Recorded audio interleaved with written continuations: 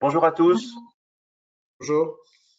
Merci d'être là et de vous être connectés à ce webinaire.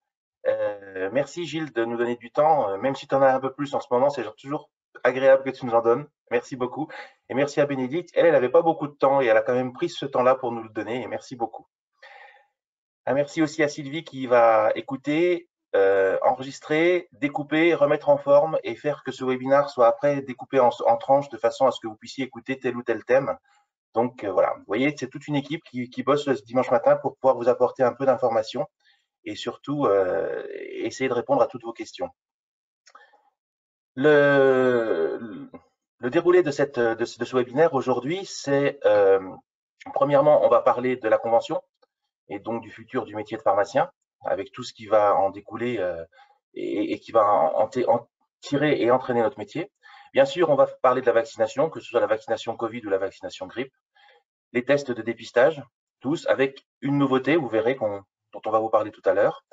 Et puis, après, deux bonnes nouvelles. Alors, restez jusqu'à la fin si vous voulez avoir les bonnes nouvelles, parce que sinon, vous ne les aurez pas. Ça sera concernant le PLFSS et concernant la vente en ligne des médicaments. Voilà.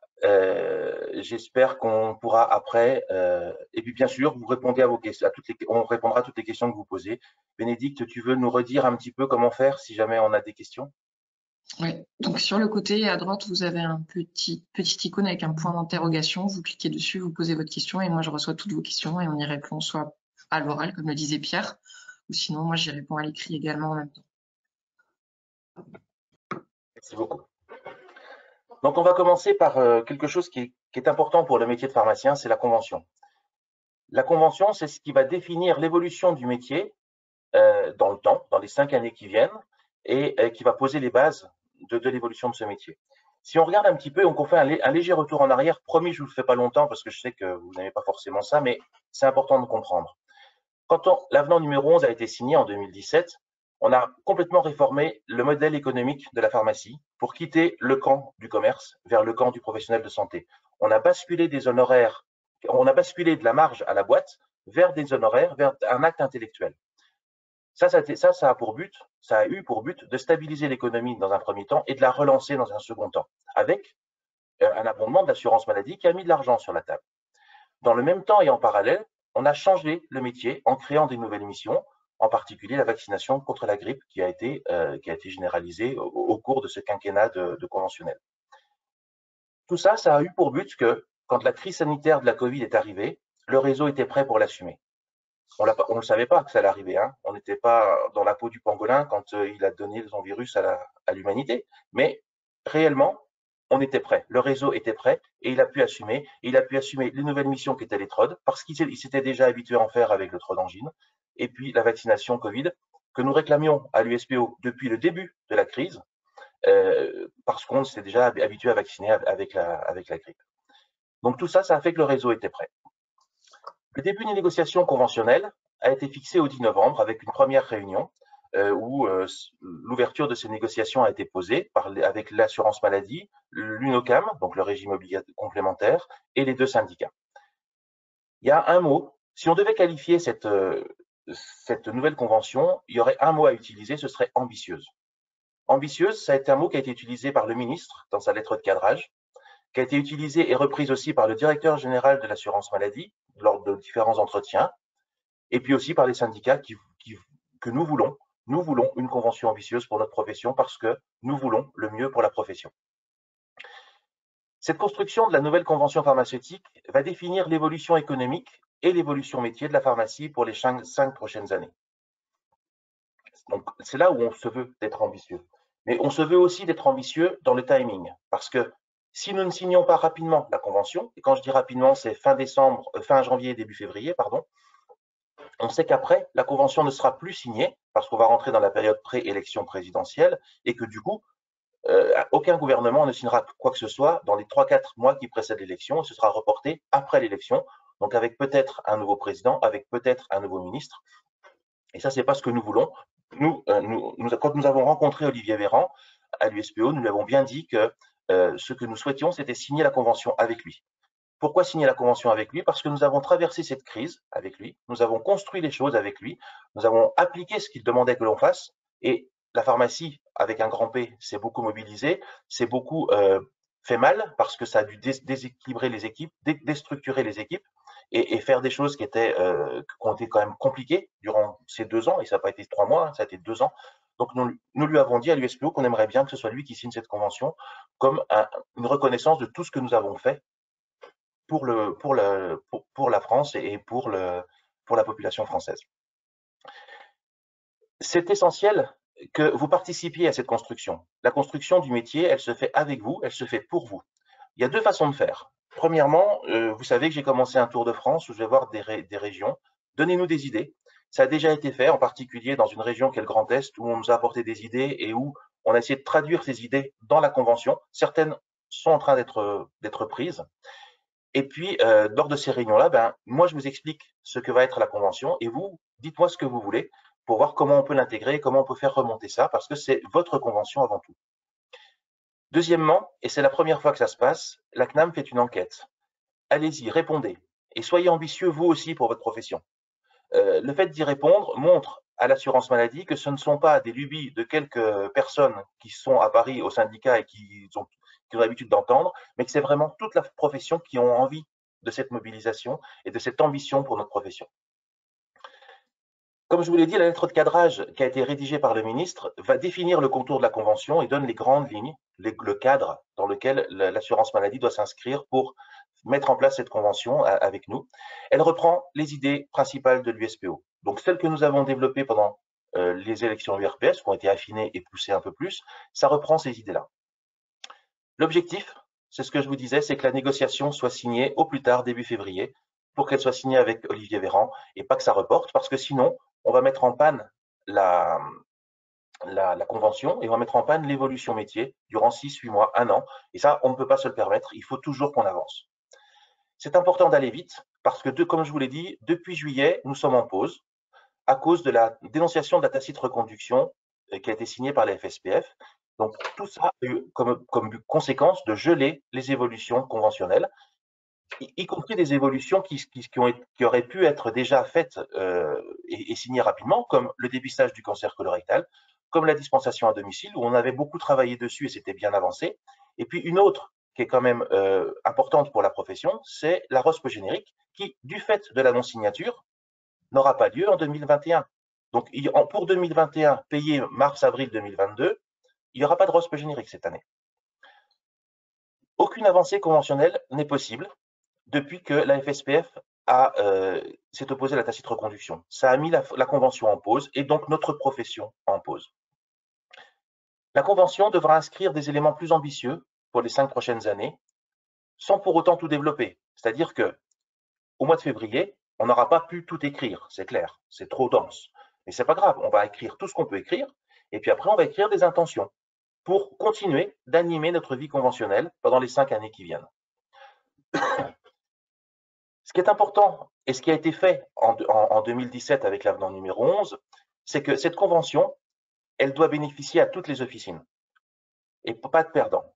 Il faut impérativement, et ça c'est le but du travail que l'on fait avec AECUVIA par exemple au niveau économique et puis après au niveau métier entre nous, c'est de proposer un modèle économique qui va faire que tout le monde va gagner, en tout cas une immense majorité. Et nous, ce qu'on demande, c'est qu'il y ait la clause de revoyure, comme il y a eu, non pas de revoyure, la clause qui fait qu'aucune pharmacie ne peut être perdante. De sauvegarde, merci. Aucune pharmacie ne peut être perdante et que si à cause du changement du mode de rémunération, une pharmacie, à cause du changement du mode de rémunération, hein, pas parce que la pharmacie a perdu 3 médecins à côté de chez elle, si à cause du changement du mode de rémunération, la pharmacie perd de la rentabilité, de la marge, l'assurance maladie devra compenser. C'est ce que nous avons redemandé. Nous défendons une convention ambitieuse, tant sur le plan économique que sur le plan métier. Sur le plan économique, c'est pas compliqué. La réforme économique engagée par l'USPO avait pour but de désensibiliser de la rémunération, les baisses de prix et les baisses de volume. Et le ministre, dans sa lettre cadrage, dit il faut continuer cette désensibilisation, c'est important. Donc ça va être quoi, cette désensibilisation? Ça va être regarder ce qui tire la rémunération du réseau vers le bas pour transformer et renforcer les honoraires qui, eux, nous permettent sont plutôt positifs et ont une croissance dynamique et nous permettent d'asseoir la rémunération de façon à améliorer encore la rémunération et encore la stabiliser un peu plus. Aujourd'hui, on s'est rendu compte qu'on s'était désensibilisé des baisses de prix, les baisses de volume, c'est encore pas fait et c'est là-dessus qu'il faut mettre le doigt.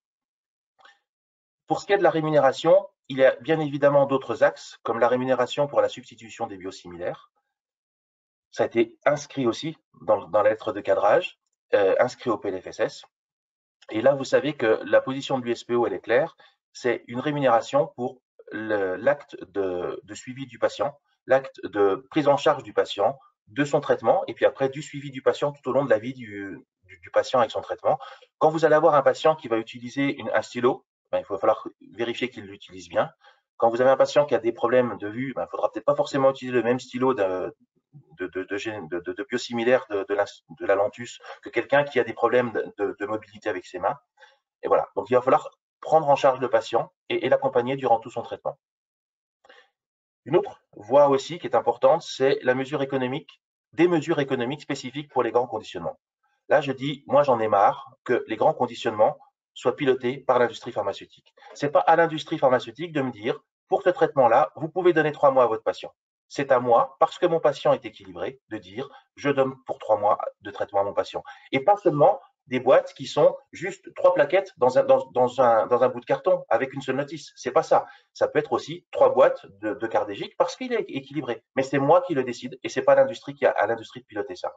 Bien sûr, si on met ça en place, il faut qu'on ait tous les honoraires qui soient gagnants pour nous. C'est-à-dire qu'on va délivrer une ordonnance et donc on ne va pas délivrer 3 ordonnances. On n'aura pas 3 fois l'honoraire à l'ordonnance, 3 fois l'honoraire personnes âgées si c'est le cas, 3 fois l'honoraire médicaments spécifiques si c'est le cas. On perdra si on donne une seule ordonnance, si on dispense une seule ordonnance avec tous les médicaments. Le but, c'est que les honoraires suivent le conditionnement trimestriel ou la dispensation trimestrielle.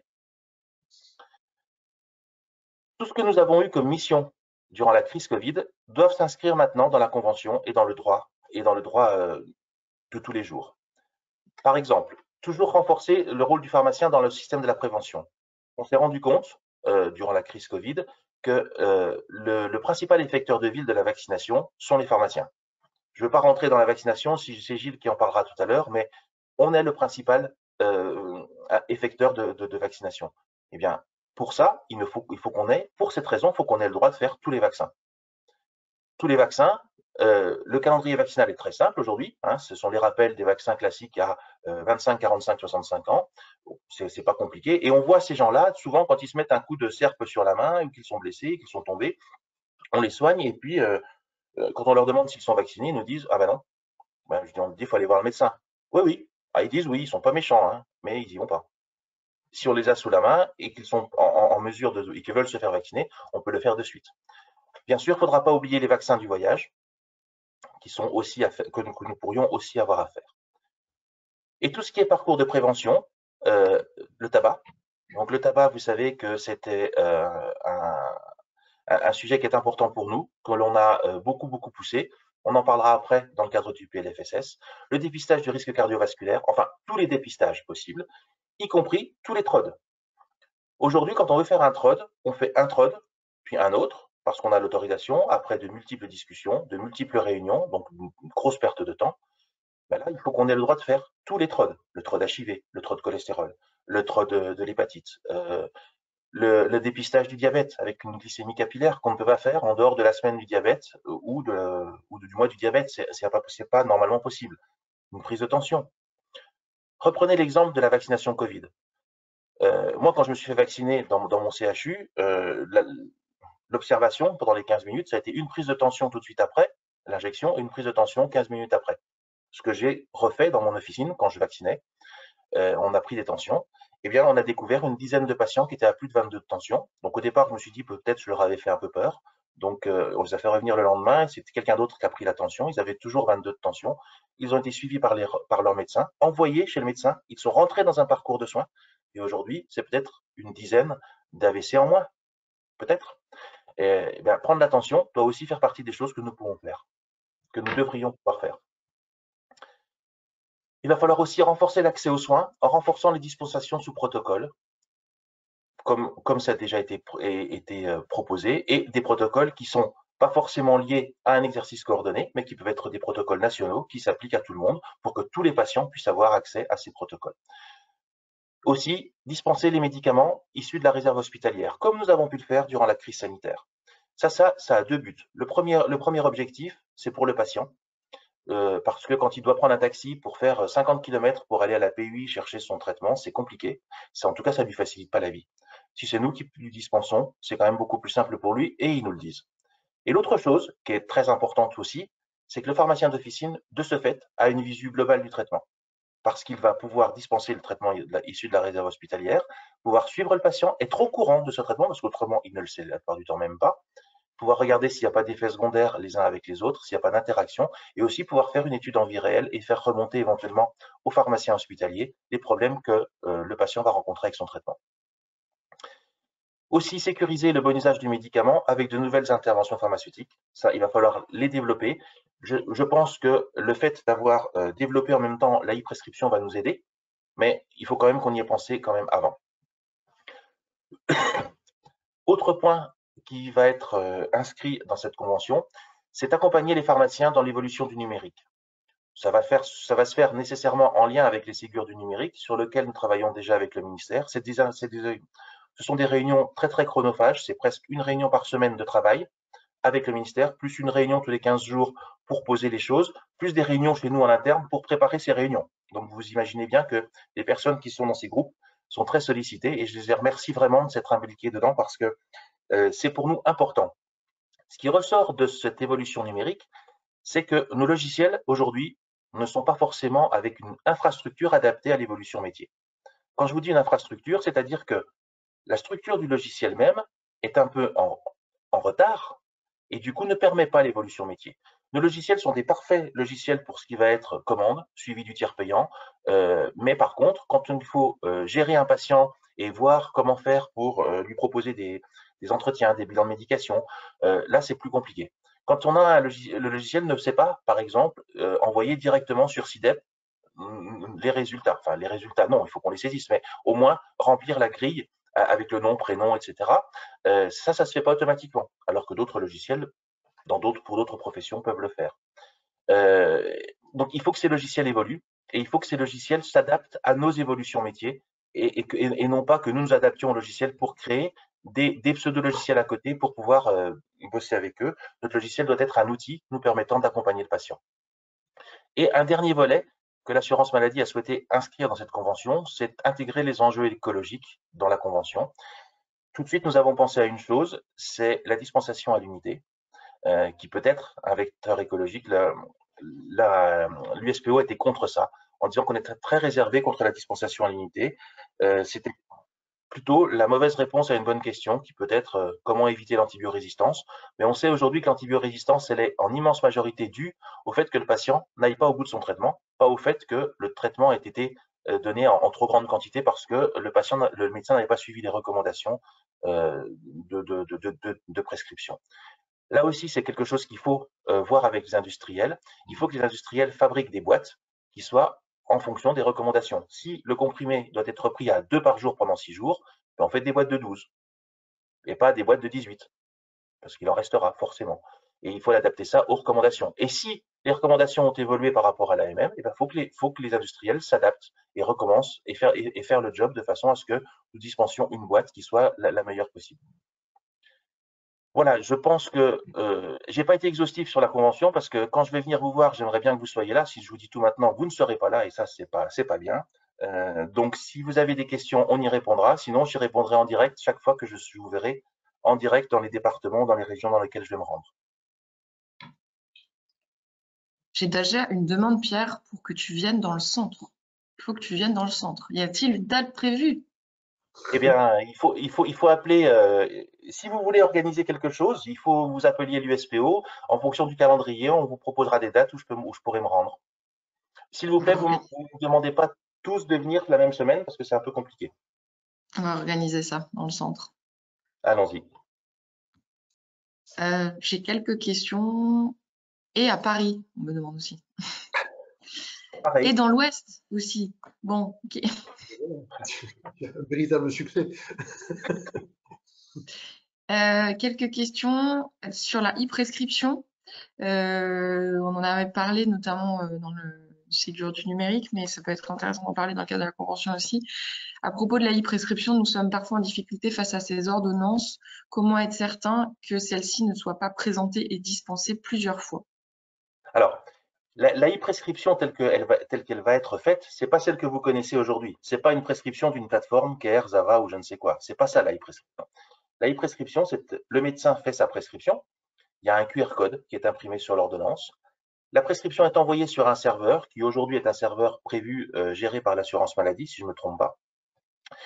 Et le patient ressort avec son ordonnance et le QR code. Quand le patient vient à la pharmacie, le pharmacien flash le QR code, récupère la prescription et puis après fait son acte de dispensation, donc modifie ce qu'il y a modifié, parce que si c'est du générique Almus, j'ai rien contre Almus, mais c'est le premier de la liste alphabétique, donc c'est peut-être que celui-là que le médecin va choisir, et bien si vous voulez être du Zentiva, qui risque d'être le dernier de la liste alphabétique, il faut que vous puissiez le changer sans avoir à perdre de temps pour expliquer pourquoi. Par contre, si le médecin a marqué de l'insuline à raison de 1 flacon matin, midi et soir, et que vous dites non, c'est pas un flacon, c'est 3 unités matin, midi et soir, ou 3 unités le matin, etc., là, vous allez changer la posologie et le fait de changer cette posologie doit être implémenté dans le logiciel qui va retourner à l'assurance maladie. Et du coup, ça va faire une intervention pharmaceutique. Ça, c'est l'e-prescription. Et pour répondre à votre question, dès lors que vous aurez flashé le QR code, la prescription sera grillée. Il ne pourra plus la réutiliser. Donc, la e-prescription est une réponse à une utilisation massive d'une ordonnance qui, je vous le concède, quand une plateforme envoie une prescription par messagerie non sécurisée à un patient, il peut bien l'imprimer 25 fois et puis aller dans 25 pharmacies différentes la chercher. Là, ce sera plus possible puisque le QR code dira que ça a déjà été délivré. Après, le fait que ce soit envoyé par messagerie sécurisée, ça, on a un autre souci aujourd'hui qui est un réel souci avec les prescripteurs qui vous envoient des ordonnances par téléphone, par mail, par messagerie non sécurisée, qui sont parfois pas difficilement lisibles. Ceci a été toléré pendant la crise parce qu'il fallait que l'on puisse aller vite. Et puis les médecins, vous savez, ont été beaucoup à faire des visios, enfin pas des visios, des consultations par téléphone. Et donc, il fallait pouvoir faire passer des ordonnances. Et maintenant, il va falloir qu'on essaye de voir comment le droit commun règle ça parce qu'on ne peut pas continuer à travailler avec des ordonnances envoyées par smartphone, envoyées par messagerie, non sécurisées, enfin tout ça. Donc tout ça, effectivement, c'est le Ségur du numérique qui va essayer de le régler et on compte beaucoup là-dessus pour pouvoir avancer dans ce volet numérique en le sécurisant au maximum. J'ai aussi pas mal de questions sur la coordination. Alors, notamment, suite à une CPR, je suis inquiète sur l'organisation de l'exercice coordonné. Il faut vraiment que l'usine à gaz qui se met en place soit rediscutée. C'est ce que nous faisons en demandant à ce que la coordination soit une coordination parfois plus simple entre un professionnel, entre deux professionnels et un patient. Ça peut exister, c'est ce qu'on appelle les équipes de soins primaires. Et puis, il ne faut pas oublier que la coordination, c'est pas les uns qui travaillent sous la dépendance des autres, c'est pas une subordination, la coordination. La coordination, c'est une collaboration des professionnels de santé autour du patient. Et ça, c'est important et c'est ce que nous allons aussi veiller à ce qui se passe. Je peux rajouter un mot là-dessus parce que, vous savez, quand on parle de coordination, c'est toujours très compliqué parce qu'il y a ceux qui y croient et les prescrits en général y croient, c'est-à-dire les infirmiers et les pharmaciens, parce qu'on subit à un certain moment une désorganisation qui est liée aux prescripteurs. Et d'autres voient la coordination comme étant effectivement une subordination, voire un moyen de récupérer de l'argent en transférant le travail à d'autres. Donc, il y a parfois des discours un petit peu ambigus. Alors oui, les maisons de santé pluriprofessionnelles, c'est long, c'est compliqué, voilà, mais ça a permis déjà de montrer ce que la coordination, quand elle fonctionnait, était capable d'améliorer dans l'exercice de chacun. Les CPTS, pareil. Oui, c'est une usine à gaz, sauf que derrière, il y a de l'argent, et c'est pas fait pour coordonner nos exercices, c'est fait pour avoir une photographie du territoire permettant de prioriser des actions pour permettre aux patients qui sont sur le territoire d'avoir une réponse adaptée aux besoins de ces patients, à la fois les personnes âgées, à la fois les sorties hospitalières, etc. Et puis, il y a ce que disait Pierre, c'est que nous, on plaide pour ce qu'on appelle les équipes de soins primaires, mais pas forcément organisées autour d'une association, mais organisé autour d'un besoin de patient. Vous avez un patient qui est en difficulté parce qu'il a un diabète et qu'il n'est pas stabilisé. On connaît son médecin, on connaît son pharmacien, on connaît son infirmier. Il faut que ces trois acteurs puissent, sans créer une association et prendre 6 mois en faisant des statuts, pouvoir s'organiser pour répondre à cette période difficile pour le patient et avoir des rémunérations spécifiques et une organisation spécifique. Et je pense qu'en ayant toute cette batterie d'outils mis à la disposition des professionnels, eh bien, on arrivera en fait à imposer la coordination comme étant le seul moyen de faire notre travail aujourd'hui et travailler de façon isolée et totalement inadaptée. Donc voilà, on met en place toute une série d'outils et on essaie de faire en sorte que ceux qui ont des discours ambigus perdent l'arbitrage au profit de ceux qui croient à un travail en commun. Et on sait que toutes les jeunes générations, notamment les jeunes générations de médecins, souhaitent travailler en coordination parce qu'ils voient eux très bien qu'on ne peut pas continuer à travailler de façon isolée. Sur la coordination toujours, qu'en est-il, et la convention, qu'en est-il des différentes ROS pour 2022 si on n'adhère pas à une CPTS? Est-ce que ça sera toujours maintenu? Pour l'instant, oui.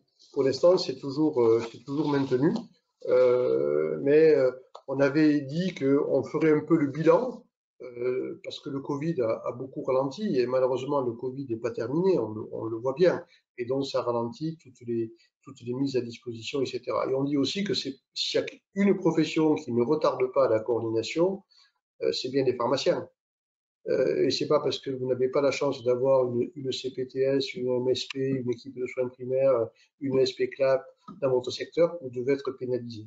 Donc, je pense que ça fera l'objet de discussions au cours de la convention, parce qu'on avait dit qu'on ferait la photographie, et en fonction de la photographie, eh bien, on verrait à quel moment ça s'applique, mais on ne peut pas pénaliser les pharmaciens parce que les autres ne veulent pas se coordonner.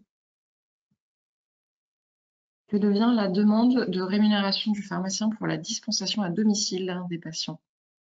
Alors, c'est quelque chose qu'on a remis sur la table. Alors, le directeur n'avait pas compris ce qu'était la dispensation à domicile. Il pensait que c'était une livraison. Alors, c'est vrai que certains mots, parfois, ont été mal utilisés, mais la livraison, c'est pas la dispensation. La dispensation, c'est le fait d'envoyer un, un professionnel de santé habilité à dispenser, c'est-à-dire pharmacien, préparateur ou étudiant, au domicile du patient pour faire un acte de dispensation, mais qui soit à son domicile.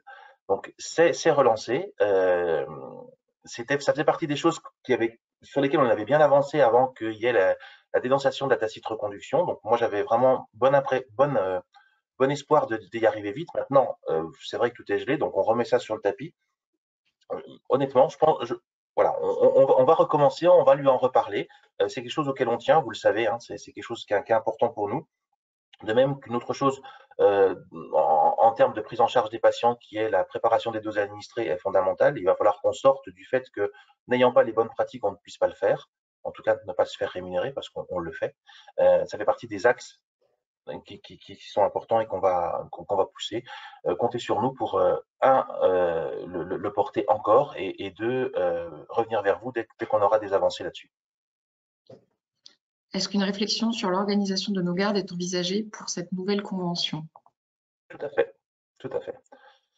Tout à fait. En particulier sur la garde de grande nuit ou enfin, je ne sais pas comment on peut l'appeler, on utilise un autre mot, je ne sais plus. Nuit profonde. De nuit profonde. De nuit profonde, donc avec une revalorisation différente à ce moment-là. Une petite dernière. La différence entre l'avenant 21 et l'article 51 sur le traitement anticancéreux. Comment intégrer ce dispositif? Alors, si tu veux, je réponds bien. L'avenant 21, c'est le suivi dans le cadre conventionnel des patients sous anticoagulants oraux. Donc, avec des entretiens tels que vous le connaissez, ça représente à peu près 500 000 patients. Et vous savez à quel point c'est important, parce que bon, vous êtes confronté à des patients qui se retrouvent sous traitement, ils ont besoin de vous. Et il est important que le temps que vous allez consacrer à ces patients soit rémunéré, soit reconnu. C'est ça qu'on a fait dans la convention. Ensuite, l'article 51 qui a été, je dirais, comme par hasard, une initiative au moment où nous étions, nous, en train de conclure l'avenant sur les anticoagulants oraux, donc il y a une espèce de compétition avec certaines personnes, et notre convention pharmaceutique qui fait souvent beaucoup de jaloux. Anticancéreux. Anticancéreux, pardon, qui fait souvent beaucoup de jaloux. Et donc cette convention, cet avenant conventionnel, certains voulaient absolument avoir l'article 51 en même temps. Bon, donc les deux coexistent, les deux vont pouvoir continuer à exister, mais l'article 51 est plus axé sur la coordination et quels que soient les traitements, ça peut être des chimiothérapies orales, donc ça peut être des chimiothérapies à injection, mais voilà, donc de suivre les patients et d'avoir cette relation avec l'hôpital et puis la vie conventionnelle. D'ailleurs, l'assurance maladie a été très, très agacée de voir cet article 51 arriver au moment où il est en train de conclure. Ils n'ont pas du tout aimé cette manœuvre de la part de certaines personnes. Donc voilà, les deux vont coexister, on verra ce qui marche le mieux, mais nous, on est sur la vie conventionnelle de façon prioritaire. Et sur les gardes, par rapport à ce que disait Pierre, oui, il y a la nuit profonde, effectivement, il faut regarder ce qui se passe puisque les médecins s'arrêtent à minuit. Mais bien évidemment, c'est la revalorisation des honoraires de garde et la revalorisation de l'astreinte. On le fait tous les 5 ans. Il y a 5 ans, on a revalorisé l'astreinte, on n'a pas revalorisé les honoraires. Eh bien, là, on veut revaloriser les deux. On passe au sujet suivant. Ouais, voilà. La vaccination, les vaccinations, toutes les vaccinations. Toutes les vaccinations. Alors, pour l'instant, il y en a deux. Il y en a deux, il y a Covid et il y a la grippe. Alors, on va commencer par la Covid. Dans la vaccination, bon, on voit bien que les choses sont en train d'évoluer, comme toujours, hein, parce que cette maladie est une véritable remise en question toutes les semaines de la stratégie qui était mise en place la semaine précédente. Donc là, on est sur une fermeture progressive des centres de vaccination qui n'ont plus lieu d'être au vu du rythme de vaccination et les personnes qui restent à vacciner, même s'il y a la 3e injection. Donc, au mois d'août, la ville représentait à peu près 17% des injections Covid. Là, au mois de novembre, on est à 40%. C'est le travail que fait la ville aujourd'hui, et donc on voit bien qu'on récupère de l'activité des centres de façon progressive. Les centres vont rester ouverts, hein. Ils prévoient de les laisser ouverts jusqu'au début de l'année, voire en février en fonction des volumes, mais avec un rythme adapté et puis une réduction du nombre de centres et une réduction de leur amplitude horaire. Et donc le transfert vers ce qui est la normalité, c'est-à-dire la prise en charge par la ville. Alors actuellement sur la ville, il y a 3 acteurs principaux, médecins, pharmaciens et infirmiers. Quand on regarde qui vaccine, ben c'est 60% les pharmaciens, 30% les médecins et à peu près 10% les infirmiers. Et voilà aujourd'hui l'effort consenti par chacune des professions dans la prise en charge des patients de la vaccination Covid. Donc, moi je dis merci les pharmaciens, hein, bravo, hein, parce que nous, c'est toujours pareil, hein, nous quand on a des patients qu'il faut prendre en charge, on ne se pose pas de questions, on fait le boulot. Et parce que les patients, on les a avec nous, ils vivent avec nous, ils sont dans nos quartiers, ils sont dans nos villages, et qu'il n'est pas question de les laisser tomber et de ne pas relever ce défi. On va avoir petit à petit une fin de vaccination grippe et un maintien de la vaccination Covid avec la 3e dose qui s'élargit à d'autres patients. Donc on peut absorber ce travail et je peux vous dire que le travail qui est réalisé par les pharmaciens est regardé au microscope au plus haut niveau de l'État et le travail que vous faites aujourd'hui sera certainement déterminant pour les futures avancées dans la Convention ou dans les prochains PLFSS. Parce qu'on voit que cette profession ne fait pas que des promesses. Quand il faut tenir le choc, eh bien, on fait le boulot et on le fait parfois en râlant un peu parce que ça désorganise, mais on fait le boulot quand même. Et franchement, qu'est-ce que c'est agréable d'avoir une profession qui répond présent comme ça quand on la défend et que l'on dit que l'on va pouvoir le faire et que la profession tient le choc. Sur les nouveautés. Donc, cette troisième dose, pour l'instant, elle est réservée aux plus de 65 ans, à condition qu'elle intervienne 6 mois après la seconde injection. Donc, la date est bien claire. Vous pouvez injecter la troisième dose que 6 mois après avoir fait la seconde injection. Alors, il faut bien faire comprendre aux patients de plus de 65 ans que s'ils retardent trop la troisième injection, au-delà de 4 semaines après cette date anniversaire de 6 mois, eh bien, ils perdent le pass sanitaire. Donc, en fait, on a 4 semaines pour se vacciner après les 6 mois de la seconde injection, sinon on perd le pass. Voilà. Donc ça, il faut bien l'expliquer aux patients de plus de 65 ans pour pas qu'ils soient surpris au moment d'un déplacement en train, au moment de rentrer dans un spectacle ou de rentrer au cinéma, parce qu'on voit bien qu'avec l'augmentation de la vague épidémique, eh bien, le pass sanitaire va être de plus en plus contrôlé, et ce qu'on a connu il y a un mois où personne ne faisait trop attention maintenant, eh bien, est en train d'être réactivé. Et quand on voit ce qui se passe dans les autres pays, comme l'Autriche, comme l'Allemagne, comme les Pays-Bas, on voit bien que ceux qui sont moins bien vaccinés, eh bien, voient le virus circuler de façon beaucoup plus forte et les hospitalisations augmenter. Un petit point de détail, c'est le Moderna. Le Moderna, donc, d'abord, il est réservé qu'aux plus de 30 ans.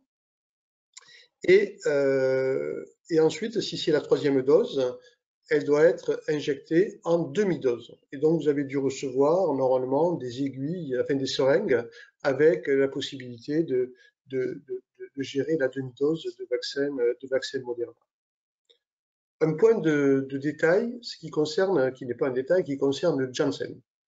Janssen, vous savez qu'il y avait une seule injection et que maintenant il est recommandé de faire une seconde injection 4 semaines après avec un vaccin ARN messager.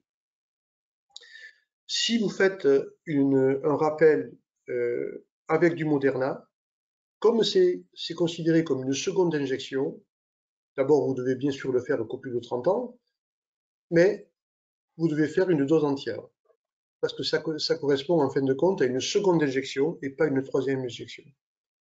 Donc Janssen, c'est 4 semaines après l'unique injection de Janssen, où vous pouvez faire votre dose de rappel. Et si vous faites votre dose de rappel, qu'elle soit faite en Pfizer ou en Moderna, elles doivent être faites à pleine dose. Et bien sûr, si vous choisissez du Moderna, c'est que pour les plus de 30 ans. Donc, en plus, il y a l'histoire voilà, qui complique, bien sûr, c'est les personnes qui ont eu le Covid au moment d'un cycle vaccinal, ou avant ou après. Alors, je vais essayer de ne pas me tromper, parce qu'au bout d'un moment, nous aussi, on a du mal à poser les choses et à essayer de vous les simplifier pour que vous puissiez vous y retrouver. Donc, si la personne a eu le Covid avant et a eu une dose d'injection, eh bien, elle doit faire cette dose de rappel 6 mois après la seconde dose, mais qui était en fin de compte l'unique dose, puisque la personne avait eu le Covid avant. Si la personne a eu le Covid après le cycle complet de vaccination, eh bien, il faut qu'il fasse une troisième dose 6 mois après le Covid. Vous allez avoir un tableau qui va être mis à disposition sur le site de l'USPO, où on a essayé de recenser toutes les situations et on va vous mettre bien sûr toutes les réponses, sachant que ce tableau sera évolutif, puisque les avis de l'HAS pratiquement tombent tous les 10 jours et chaque fois apportent des précisions supplémentaires. Et donc, on va en tout cas vous faire un tableau actualisé et n'hésitez pas à nous solliciter si sur ce tableau, il y a des trous dans la raquette ou des questions supplémentaires qui se posent. Les préparateurs sont autorisés à vacciner contre la grippe et contre la Covid, voilà, et ils sont formés par leur pairs, donc ça fait partie, voilà, d'une meilleure organisation dans l'entreprise, permettant, sous la surveillance du pharmacien, d'avoir d'autres effecteurs à l'intérieur de l'officine, ça va nous faciliter le travail. Et puis, on a demandé à ce que les étudiants de 6e année également puissent se vacciner contre la grippe. Voilà, c'est anormal que voilà, ils puissent se vacciner contre la Covid, en étant formés, pas vaccinés contre la grippe. Voilà, il y a quelques petites incohérences qu'il faut maintenant rattraper. Juste avant, excuse-moi, je te coupe la parole. Je promis, je ne le ferai pas souvent, je le fais juste une fois. Par rapport à la vaccination Covid. On a un souci avec la vaccination Covid, c'est qu'il nous remonte du terrain que certains pharmaciens ont besoin d'avoir une autorisation pour aller vacciner des patients qui ne peuvent pas se déplacer, qui doivent être à domicile. Aujourd'hui, dans les textes, rien n'est écrit, ni que l'on peut, ou ni que ça nous est interdit. Donc, dans le doute, on ne le fait pas. Mais par contre, quand on en parle au ministère, le ministère bloque parce qu'il y a du corporatisme d'autres professionnels qui empêchent que le pharmacien sorte de sa pharmacie pour aller vacciner. Ce qui est une aberration. Je ne pense pas qu'en termes de compétences, le fait de quitter nos murs fait que nous perdions notre compétence. D'ailleurs, j'en veux pour preuve, les pharmaciens avaient le droit d'aller vacciner dans des centres. Donc, c'est la preuve que notre compétence, elle est liée à nous et pas liée au mur dans lequel on exerce. Donc, je pense qu'on peut aller chez le patient vacciné, d'autant plus que maintenant, la présence médicale n'est pas forcément toujours obligatoire, n'est pas obligatoire du tout. Donc, moi, ce que je veux vous proposer, c'est que je vais avoir besoin de vous, une fois de plus, pour pouvoir faire remonter au ministère la possibilité que l'on a d'aller vacciner chez le patient. Alors attention, on ne dit pas d'aller systématiquement, on dit d'y aller quand la structure locale ne permet pas de le faire, parce qu'il n'y a pas d'infirmiers qui vaccinent, et quand on voit qu'il y a 10% des vaccins qui sont faits par les infirmiers alors qu'ils sont 7 ou 8 fois plus nombreux que nous, c'est quand même très surprenant. Donc ça veut dire qu'il y a beaucoup d'infirmiers qui ne vaccinent pas. Donc quand l'infirmier ne va pas au domicile du patient ou qui ne vaccine pas, quand le médecin ne se déplace pas au domicile, parce qu'on a de plus en plus de médecins qui ne se déplacent plus non plus, eh bien, on a des patients qui sont difficilement mobilisables et qui n'ont pas accès à la vaccination, ce qui n'est pas normal. Il faut que, de par notre exercice de proximité, nous puissions y aller. Ou alors, il faut mettre en place de tels procédés avec des équipes mobiles venant de l'ARS, ou alors faire venir un taxi. Enfin, vous imaginez le coût, vous imaginez la lourdeur. Donc, c'est beaucoup plus simple que nous puissions y aller. Alors, on ne demande pas à y aller systématiquement, on demande à y aller quand il y a un besoin qui n'est pas couvert par les autres professionnels de santé. Et là où je vais avoir besoin de vous, c'est qu'à partir de demain, on va mettre une enquête sur le site qui va permettre de quantifier ce besoin. Donc, on va vous poser plusieurs questions. Alors, les questions ne sont pas définitivement définies, mais pour vous donner un exemple, c'est est-ce que vous avez déjà été confronté à ce type de problème? Oui, non. Est-ce que vous avez cherché un autre professionnel de santé? Oui, non. Est-ce que vous l'avez trouvé? Oui, non. Est-ce que vous y êtes allé? Oui, non. Ce sera pas nominatif. On vous promet, on ne dira pas que telle pharmacie est allée vacciner. Je vous promets, on ne dira rien. Et bien sûr, ce domicile inclut aussi l'EHPAD, qui est, dans certains cas, le domicile du patient. Il y a des EHPAD où il n'y a pas d'infirmier pour faire la vaccination. Maintenant, il n'y a plus besoin de présence médicale à l'EHPAD non plus. Donc, il va falloir qu'on puisse identifier tout ça, le quantifier et faire remonter ça au ministère. On va avoir besoin de vous, s'il vous plaît, répondez en masse de façon à ce qu'on ait réellement un dossier complet et qu'on puisse faire remonter ça au ministère. Désolé Gilles, je te rends la parole. Désolé. Non, mais c'est important parce que, Pierre, tous les vendredis, tu demandes la possibilité de régulariser la situation parce qu'on sait que certains pharmaciens le font et que pour l'instant, on nous dit, mais vous êtes sûr que ça vaut le coup ou pas? Oui, ça vaut le coup parce qu'il n'y a aucune raison de mettre en difficulté des patients sur un parcours qui pourrait être simplifié, surtout quand on veut vacciner des personnes âgées contre la Covid, quoi. C'est anormal qu'on n'ait pas réglé ce problème. On se retrouve comme on était en début janvier où, soi-disant, le pharmacien n'était pas habilité à vacciner, quoi. C'est incohérent aujourd'hui d'être obligé de se bagarrer pour faire en sorte qu'on rende service aux patients et qu'on leur facilite le parcours. Bénédicte, vous me faites passer, j'ai oublié quelque chose sur le vaccin Covid, sur la Covid, avant de parler de la grippe.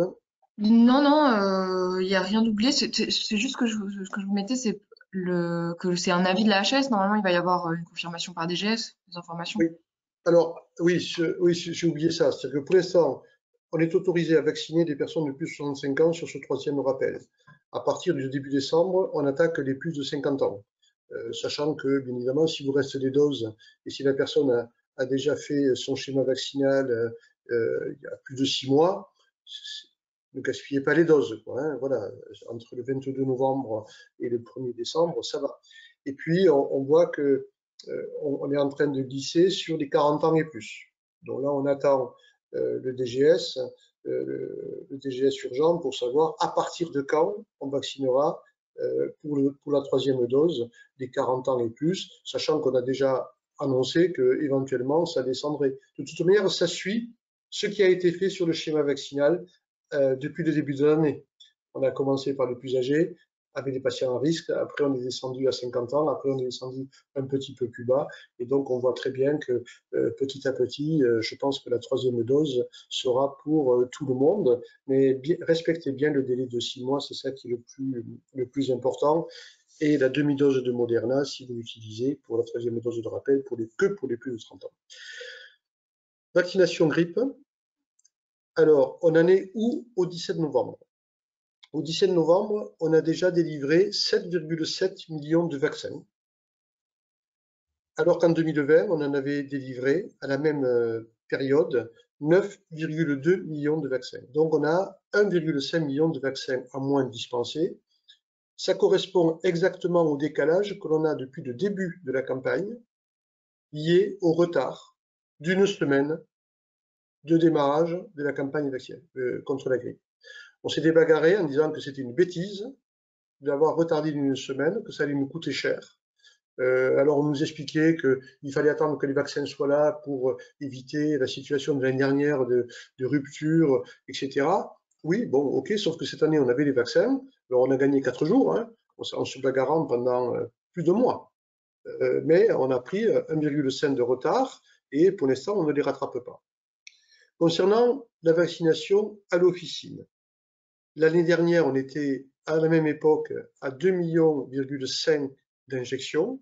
On en est cette année déjà à 2,7 millions. Donc moins de vaccins délivrés, plus d'injections réalisées à l'officine. Donc ça veut dire que petit à petit, l'officine est le centre de vaccination privilégié choisi par les patients, y compris pour la grippe. Alors c'est vrai que la vaccination concomitante Covid-grippe aide, et ça aide les deux vaccinations. Quelqu'un qui rentre pour le Covid, on le sollicite pour savoir s'il est à jour sur la grippe et vice-versa. Donc ça, c'est un élément aussi où on facilite le parcours du patient. Un petit rappel, vous savez que quand vous faites une injection concomitante grippe Covid, pensez à l'enregistrer dans CIVAC. Il y a une case particulière qui dit « j'ai fait la grippe en même temps ». Donc pensez à le noter, parce que là, on s'aperçoit qu'un certain nombre de pharmaciens oublient juste de cocher cette case pour montrer qu'on a fait les deux en même temps. Bien sûr, il ne faut pas facturer la grippe et la Covid sur la même facturation. Il faut faire deux facturations séparées. Voilà, parce qu'on a eu encore quelques petits rappels et quelques petits incidents. Et vous savez qu'à partir de lundi, on peut vacciner tout le monde, tous les majeurs. Alors bien sûr, là, le vaccin va être payant pour les personnes qui souhaitent se faire vacciner contre la grippe, à la fois l'acte d'injection et à la fois le vaccin. Voilà, donc l'année dernière, on ne pouvait que délivrer le vaccin. Cette année, on a eu un avis et un arrêté qui nous permet de vacciner des personnes qui ne sont pas prioritaires. Alors le tarif, je vous le rappelle, c'est remboursé 6,30 €. Il n'y a aucune raison de faire un tarif différent pour la personne qui va payer. Ce serait incompréhensible d'abord de faire payer plus cher, autant dire que ça se retournerait contre la profession. Et si certains étaient tentés de faire des soldes ou de faire du discount, ça ne nous aiderait pas pour les prochaines négociations. Parce que nous, on demande une revalorisation de 6,30. Si les pouvoirs publics apprennent que les pharmaciens le font moins cher, ben, vous nous grillez toute la possibilité de renégocier. Donc merci de ne pas le faire et de respecter un tarif normal. Je fais le même tarif que si c'était remboursé. Comme ça, c'est clair pour tout le monde. Et c'est aussi la reconnaissance de votre temps et de votre acte et de la prise de responsabilité que vous prenez quand vous vaccinez. Donc, 6,30 €. Alors bien sûr, la grippe, on ne peut le faire qu'à la pharmacie. Voilà, on verra plus tard. Mais là aussi, si vous avez à côté de chez vous un assureur qui souhaite faire vacciner tout son personnel, eh bien, et qui veut payer le vaccin à son personnel, eh bien, il peut envoyer toute l'équipe à l'officine pour se faire vacciner et ensuite il vous réglera. L'année dernière, c'était pas possible. On pouvait que délivrer, on pouvait pas injecter. Là, on peut délivrer et injecter.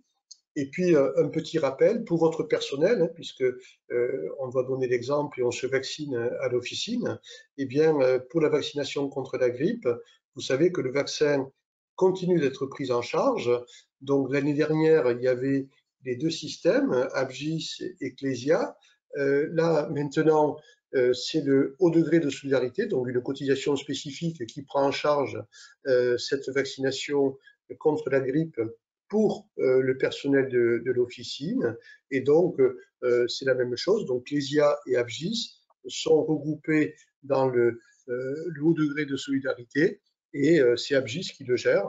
Et donc, vous pouvez avoir la procédure de prise en charge, je crois que c'est 17 € si mes souvenirs sont bons, pour la prise en charge. Donc, n'hésitez pas à l'utiliser et à le proposer à votre personnel. Donc, je crois que j'ai fait à peu près le tour. Voilà, l'objectif maintenant, ben, c'est de montrer que les pharmaciens, quand ils vaccinent, que ce soit contre la Covid et contre la grippe, ben, ils apportent un plus. Ils améliorent la couverture vaccinale, ils facilitent le parcours du patient. Et donc, comme le disait Pierre, eh bien, le prochain objectif, c'est que à partir de 12 ans, eh bien, on puisse aussi faire les vaccins dans le respect du calendrier vaccinal et tous les vaccins. Et pour ça, on attend un avis de la Haute Autorité de Santé que l'on espère en début d'année pour permettre aux pharmaciens de pouvoir proposer la vaccination à toutes les personnes de plus de 12 ans dans le respect du calendrier vaccinal et quel que soit le vaccin. Et puis aussi de travailler sur des vaccins qui sont indispensables pour le voyage, hormis la fièvre jaune, mais là aussi de pouvoir proposer aux personnes qui voyagent ben, d'être vaccinées quand on a besoin de l'hépatite, et bien que l'on puisse le faire également, même si ce n'est pas pris en charge par l'assurance maladie. Juste avant de passer aux questions, je voudrais juste rajouter un tout petit point. On a demandé au ministre, on a des réunions avec le cabinet du ministre et tous les professionnels de santé à peu près toutes les 2 semaines concernant la vaccination Covid. Et l'USPO a fait la demande cette semaine d'avoir une capacité de commander les vaccins de façon plus facile et plus rapide auprès des grossistes. Au lieu de saisir sur un portail les lundis, mardis et d'être livré par le grossiste le jeudi, vendredi de la semaine suivante, ce qui fait un grand temps de latence, devant l'augmentation des demandes, devant le besoin que les patients ont de se faire vacciner, d'avoir une commande et une livraison beaucoup plus rapide, 2 fois par semaine. Donc ça, c'était ce que le bureau de l'USPO avait demandé. Donc on a demandé 2 fois par semaine, c'est-à-dire commander lundi, mardi pour être livré mercredi et commander mercredi, jeudi pour être livré vendredi. Maintenant qu'il y a plus de stock et qu'il y a plus de stock chez les grossistes, c'est ce qu'on a demandé, une certaine souplesse et une certaine facilité. On vous tiendra au courant si jamais c'est possible. Est-ce qu'il y a des questions, Bénédicte? Non. Non. Pas du tout. Je suis désolée parce que vraiment le logiciel n'est pas pratique pour trier, donc je vais essayer de Hein, ton faire quelque logiciel chose. aussi, il faut l'adapter. Demande au Ouais, Ségur. alors là, je voudrais bien du Ségur du numérique, hein, parce que franchement, je peux pas les faire remonter les questions, donc c'est l'horreur. Alors, bon, j'ai beaucoup eu de questions sur comment je fais pour prolonger un pass sanitaire pour une personne qui a 65 ans et plus, qui a déjà eu 2 doses et qui a le Covid après ces 2 doses. Donc, elle n'est pas éligible tout de suite au rappel. On n'a pas de. Enfin, moi, j'ai pas de réponse. Pierre, je ne sais pas si tu en as une. On va poser la question au ministère. Pour moi, c'est le certificat de rétablissement. Ouais, c'est ça. Sauf par le certificat de rétablissement qui va du coup, par lui seul, faire créer un pass sanitaire valable 6 mois après le rétablissement. C'est la seule chose. Alors, j'ai aussi eu beaucoup de questions sur est-ce que j'ai le droit de faire le vaccin 6 mois, un peu avant 6 mois. Par exemple, 15 jours avant les 6 mois, 1 jour avant les 6 mois. Non, non, non, c'est au-delà de 6 mois. Et là, il n'y a pas de dérogation, hein, parce que voilà, si jamais il y a malheureusement un effet secondaire qui apparaît et que vous n'avez pas respecté les délais, ça peut vous être reproché par le patient et par les pouvoirs publics. Donc, respectez cette règle de 6 mois. Et rappelez bien aux patients que voilà, il faut qu'ils fassent attention parce que au-delà de 6 mois, il y a 4 semaines pour se vacciner, parce que sinon après il perd son pass sanitaire. Donc voilà, c'est pas simple, mais voilà, ça fait des volumes. Aujourd'hui, bon, bien sûr, ça augmente, ça réaugmente, hein, mais en plus on a des doses, on a du Pfizer, donc voilà, et ça arrive en même temps que la grippe. Mais voilà, la grippe va baisser et le rythme de vaccination des adultes va être petit à petit, va être au fil de l'eau, hein, puisque les 50 ans arrivent, après ce sera les 40 ans, et les 65 ans seront vaccinés, hein, auront eu leur troisième dose. Juste pour apporter une réponse, Bénédicte, à la question précédente pour le pass sanitaire, a priori, on va pouvoir sur CIVAC saisir la possibilité de valider le pass sans rappel. Ça va être une possibilité qui va être mise sur CIVAC. C'est ce qu'il a été répondu à un pharmacien qui a appelé la plateforme hier. Ok. Ah mince, j'ai perdu ma question. Ah oui, peut-on vacciner pour la 4e dose et sous quel délai?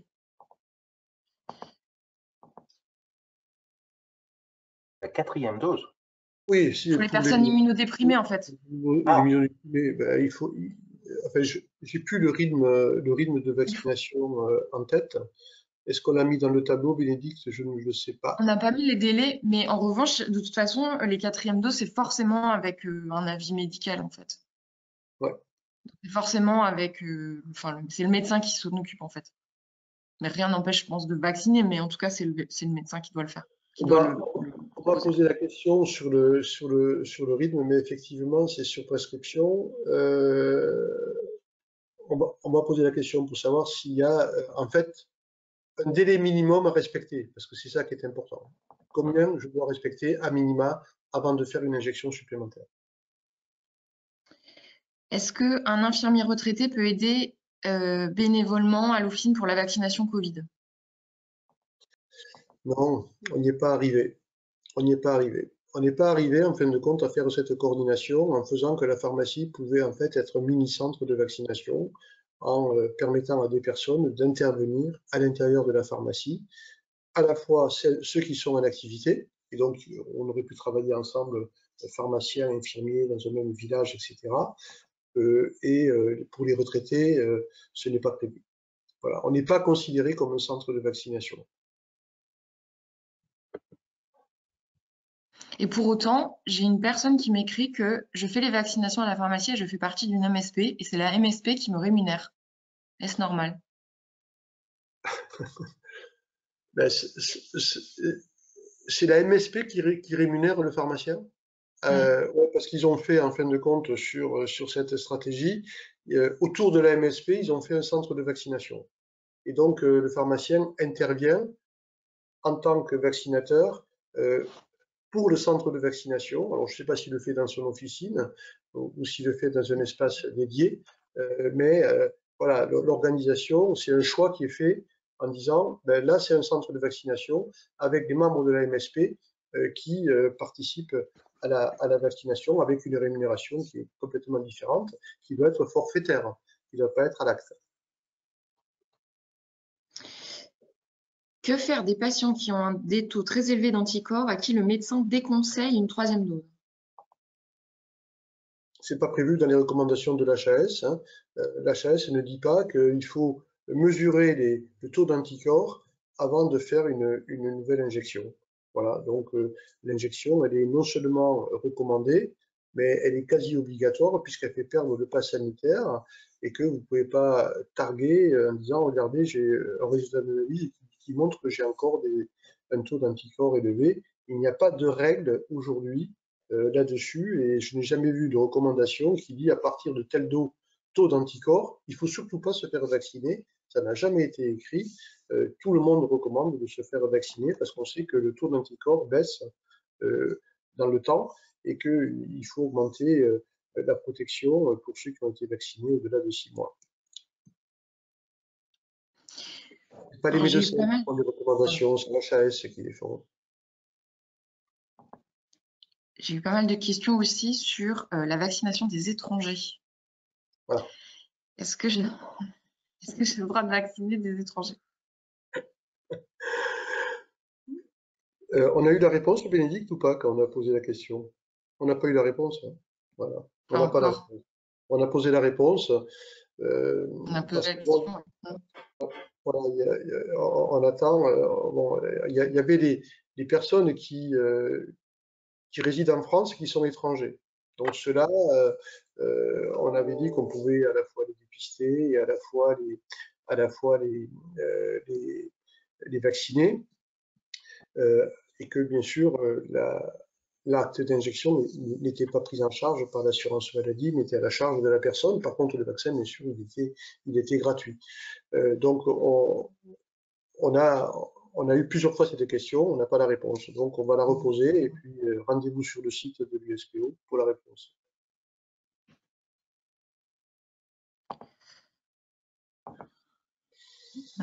J'essaye de trouver encore un peu de Covid. On va passer à...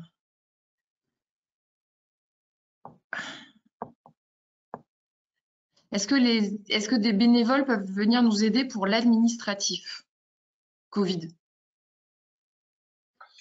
En gros, les inscriptions dans le vaccin Covid ou ce genre de trucs, quoi. Oui, ça, enfin, on dit rien. Voilà, on dit rien. Si c'est juste pour gérer des papiers, ça va, quoi. Mais il faut faire attention quand même sur l'enregistrement. Sur l'enregistrement CIVAC, c'est quand même votre carte CPS. C'est votre responsabilité. C'est vous qui cochez les bonnes cases. Donc, attention.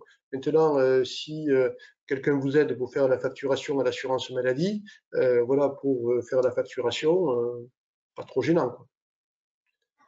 C'est quand même des données de santé et quelque part, voilà, il faut faire attention que ces données de santé ne soient pas mises entre les mains de n'importe qui et que ça puisse sortir. Alors, j'en ai une pas mal, un petit problème de maths. J'ai vacciné vendredi en rappel de Janssen une patiente avec une demi-dose de Moderna. Faut-il que je refasse une demi-dose?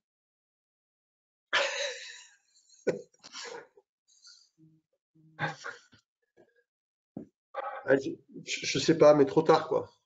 Trop tard. C'est fait, quoi. Voilà. C'est fait. Mais de toute manière, ce que l'on pense, c'est que il faudra de toute manière faire après une troisième dose.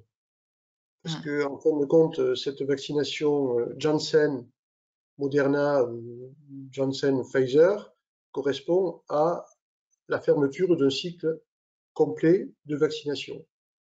Et je pense qu'à 6 mois après, il faudra faire une nouvelle dose de Pfizer ou de Moderna. Ce qu'on va faire, on retient la question, il faut que la personne s'identifie, parce qu'on posera la question au ministère pour savoir si les autorités de santé ont un avis là-dessus et si on doit refaire une demi-dose supplémentaire. J'en ai une autre qu'on pourra poser. La personne qui a eu 2 fois le Covid, doit-elle avoir un rappel? Il y a tellement de cas particuliers. De toute manière, oui, parce qu'il faut attendre que, voilà, 6 mois après le Covid, ça veut dire que s'il a attrapé 2 fois, c'est qu'il n'est pas bien protégé. Et donc, il faudra bien, à un certain moment, refaire une vaccination 6 mois après pour qu'il soit protégé. Et puis la position du professeur Fischer, chaque fois qu'on a posé une question, c'est de savoir si une infection pouvait remplacer une dose d'injection. Il nous a toujours dit, si on fait une dose supplémentaire, de toute façon, ça ne va que dans le bon sens. Donc, dans le doute, faites une dose supplémentaire si vous avez si vous avez le moindre doute par rapport à ça. Donc, je pense que faire une dose supplémentaire ne posera pas de souci. Je prends peut-être une dernière question sur Covid et après on passe, parce qu'il y en a tellement, je vais essayer de répondre par écrit. Mais par rapport au certificat pour les étrangers, est-ce que vous pouvez un peu reparler de ça? Parce qu'on n'en a pas parlé et là, j'ai pas mal de questions là-dessus. Et aussi, j'ai aussi beaucoup de gens qui disent qu'ils n'arrivent pas à s'organiser, que leurs agendas sont complets, ils ne voient pas comment absorber plus, en fait. C'est Ouais. compliqué. Alors, sur cette partie-là, d'absorber plus, bon, là, c'est vrai qu'il y a un engouement chaque fois que le président de la République lance, comme il l'a fait au mois de juillet, ça crée un afflux. Hein. Donc, on a vu que les rendez-vous se prenaient rapidement. Ça va se calmer, hein. Ça va se calmer. Là, il y a un gros rush parce que tout le monde se concentre, parce que tout le monde a réalisé deux choses. C'est que le pass sanitaire allait se poursuivre au-delà du 15 novembre, et donc on voit arriver des premières injections, et ça c'est bon signe. Ça veut dire que quand dans votre pharmacie vous avez quelqu'un qui vient pour la première fois se vacciner contre le Covid, c'est que d'abord il vous fait confiance et que vous avez su éventuellement le convaincre quand vous faisiez des tests antigéniques en lui disant que peut-être qu'il faudrait qu'il se vaccine. Voilà. Donc là, il faut répondre bien sûr présent.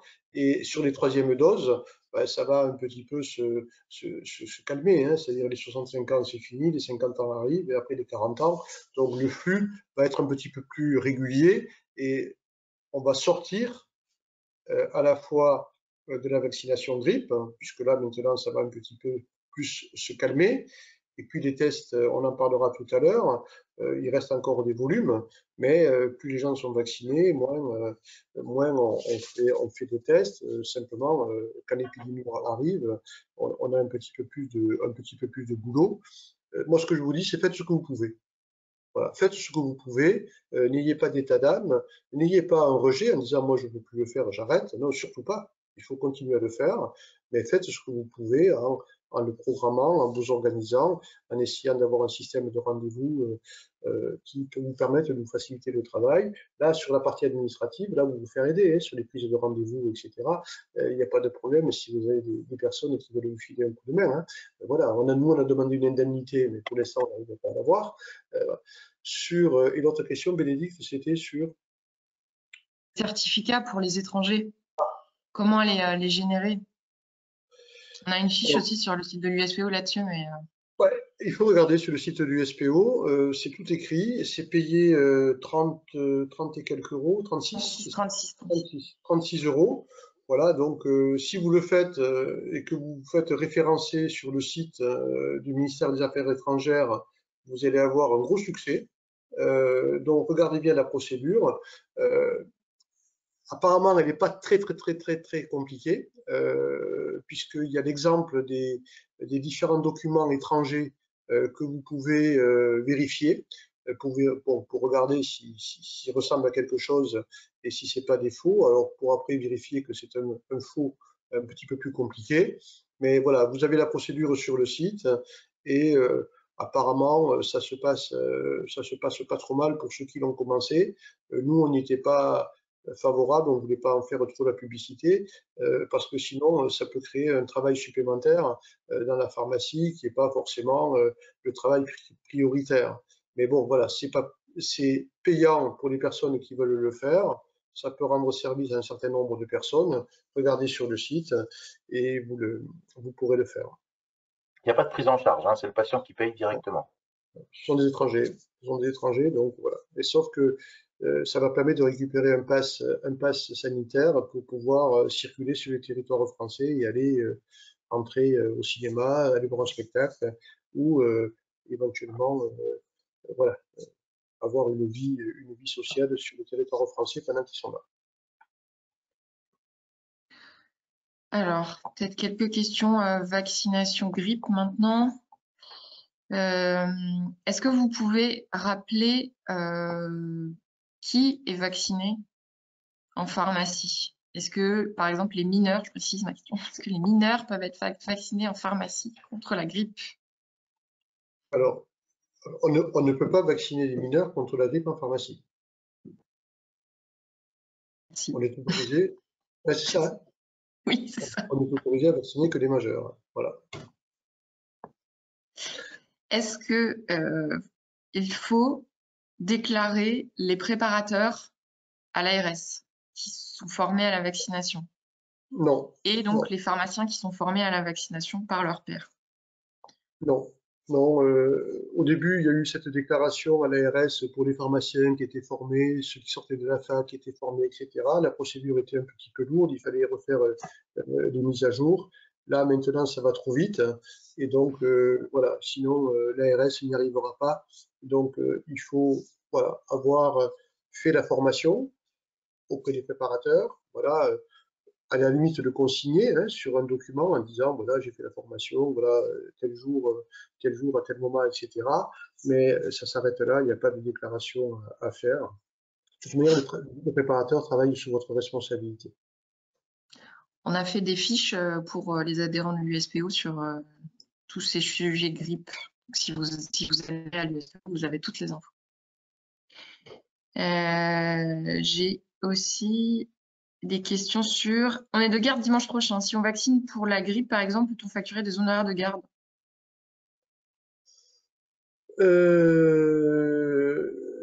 Enfin, on peut... Je pense que l'honoraire de garde est pris en charge quand on délivre le vaccin contre la grippe. Donc, si vous vaccinez, ben, vous aurez un honoraire de garde parce que vous aurez à la fois délivré le vaccin et à la fois vous l'aurez injecté. Vous ne pouvez pas avoir un honoraire pour la vaccination et un honoraire pour la dispensation, puisque vous facturez en même temps. Est-ce que pour les personnes qui sont hors cible, est-ce que lorsque j'ai un vaccin qui est prescrit, donc avec une ordonnance, est-ce que c'est remboursé par l'assurance maladie? Ça ne l'est pas dans l'absolu, ça l'est pour quelques assurances comme la SNCF qui va prendre en charge le vaccin sur une prescription, mais de mémoire, il n'y a que la SNCF, autrement, il n'y a pas de prise en charge. Par contre, on peut peut-être faire une facture pour éventuellement une mutuelle qui pourrait la prendre en charge.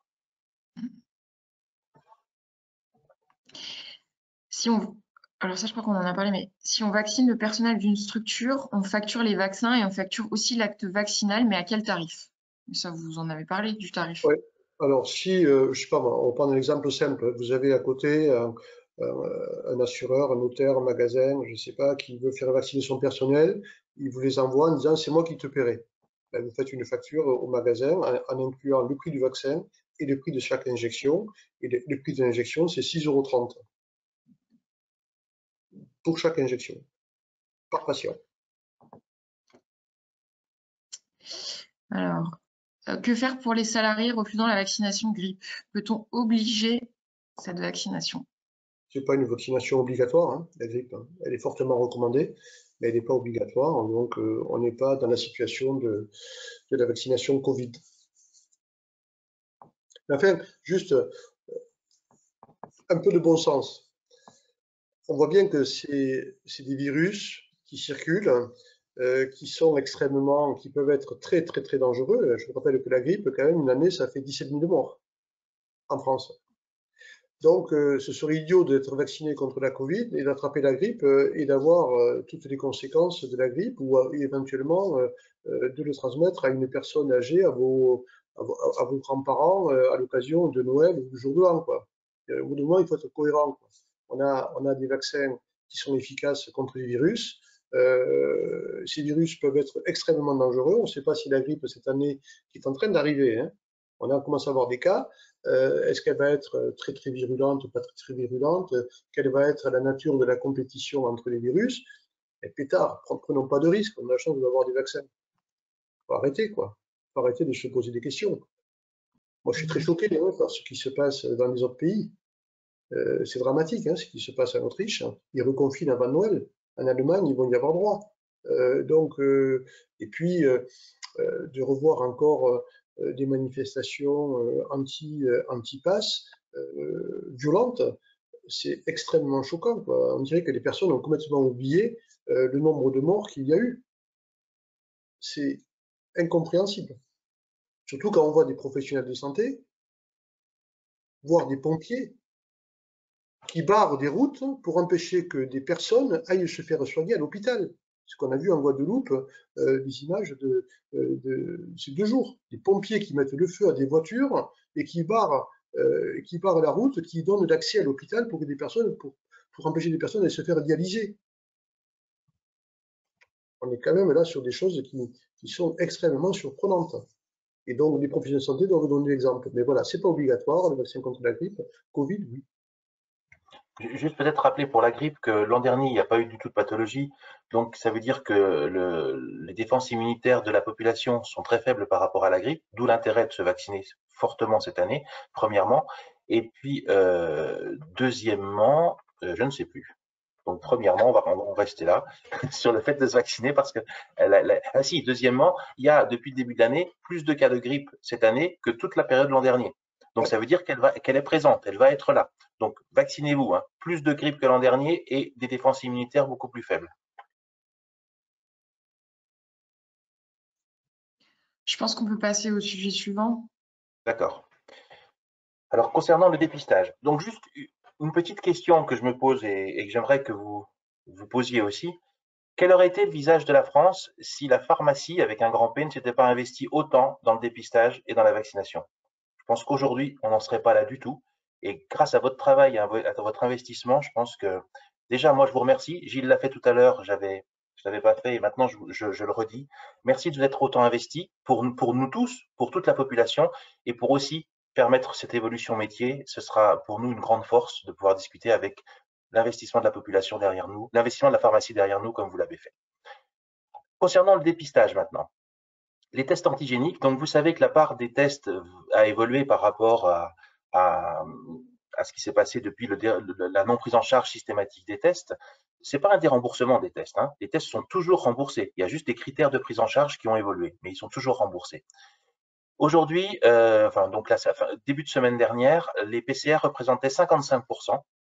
Et les tags, je veux dire, représentaient 55% et 45% des PCR.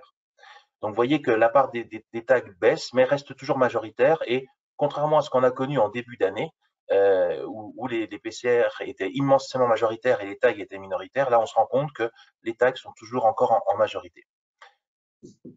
La chose qu'on nous demande tout le temps, chaque réunion, c'est que les tags soient reconnus aussi comme un test diagnostique pour une intervention chirurgicale. Quand on a une prescription d'une intervention chirurgicale, souvent la clinique, l'hôpital marque faire un test PCR. Moi, j'ose espérer que c'est un abus de langage, parce que c'est plus facile d'écrire PCR parce qu'on a plus cette habitude-là, mais ce que je veux être sûr, et ce que je veux que le gouvernement dise, c'est que les tags sont aussi fiables que les PCR et qu'il est important que l'on puisse faire l'un ou l'autre. Et pas, si on fait un tag à un patient qui veut être hospitalisé, qu'il soit refusé parce qu'on lui dit c'est pas ça qu'on vous a demandé, c'est une PCR. C'est aussi fiable, il n'y a pas de raison. C'est un professionnel de santé qui fait le prélèvement, qui fait le test, qui signe et qui s'engage. Donc, il n'y a aucune raison que l'un soit plus important que l'autre ou l'un soit plus précis que l'autre. On a tous des exemples où les tags ont été plus précis dans les résultats que la RT-PCR. Concernant les autotests supervisés, il y a une décision du Conseil d'État qui ont remis les autotests supervisés comme étant une preuve de passe sanitaire. Et il y a eu un arrêté qui est paru avec un DGS dans la foulée du 10 novembre qui détaille le retour de ces autotests supervisés. L'USPO, dans sa majorité, n'a pas été favorable à cet outil de dépistage pour lequel le pharmacien ne réalise pas le geste. Bien sûr, le test en lui-même, la qualité du test en lui-même est aussi bonne que ce soit un autotest ou que ce soit un tag. Mais par contre, quand on signe un pass sanitaire, on engage notre responsabilité. Et moi, je ne veux pas engager ma responsabilité sur un acte que je n'ai pas fait. C'est-à-dire que si c'est le patient qui fait son prélèvement, et si c'est le patient qui va faire son auto-prélèvement, moi, je ne veux pas engager ma responsabilité. J'ai été formé pour faire ce test, je sais ce que je fais. Et d'ailleurs, dans la déclaration, il y a une case où on ne peut pas faire la déclaration parce que le prélèvement n'est pas de bonne qualité. C'est prévu dans CIDEP. Et c'est bien la preuve que ça peut arriver. Et moi, je suis responsable de ce que je fais. Et si je veux engager ma responsabilité, c'est que sur un test que j'ai fait, sur un geste que j'ai fait. Donc, le prélèvement réalisé par le pharmacien est de ce fait beaucoup plus fiable que celui qui est fait par le patient lui-même. Et du coup, le risque de faux négatif est beaucoup plus faible quand le pharmacien fait le prélèvement.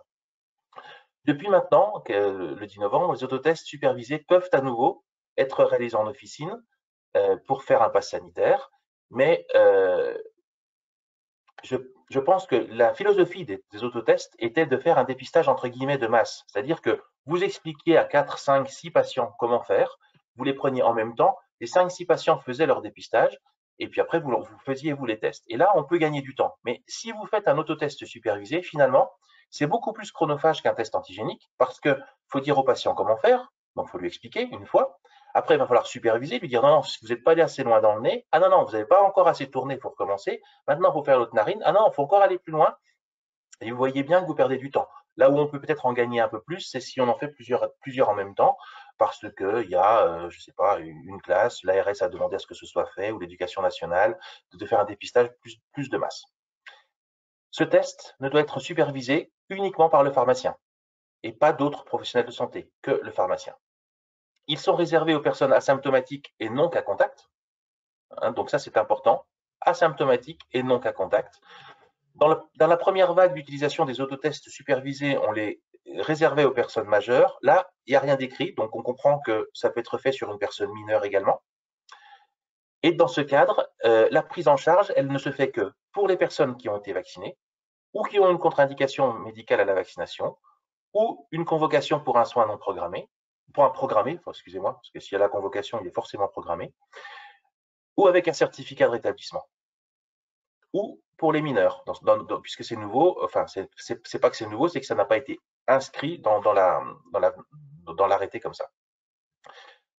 Donc, pas de prise en charge pour les personnes avec ordonnance, puisque nécessairement, s'il y a une ordonnance, on les suppose symptomatiques, donc ça veut dire test antigénique, et pas de prescription non plus, pas de prise en charge non plus pour les cas contacts, puisque c'est exclu dès le début du champ d'application des autotests avec supervisé.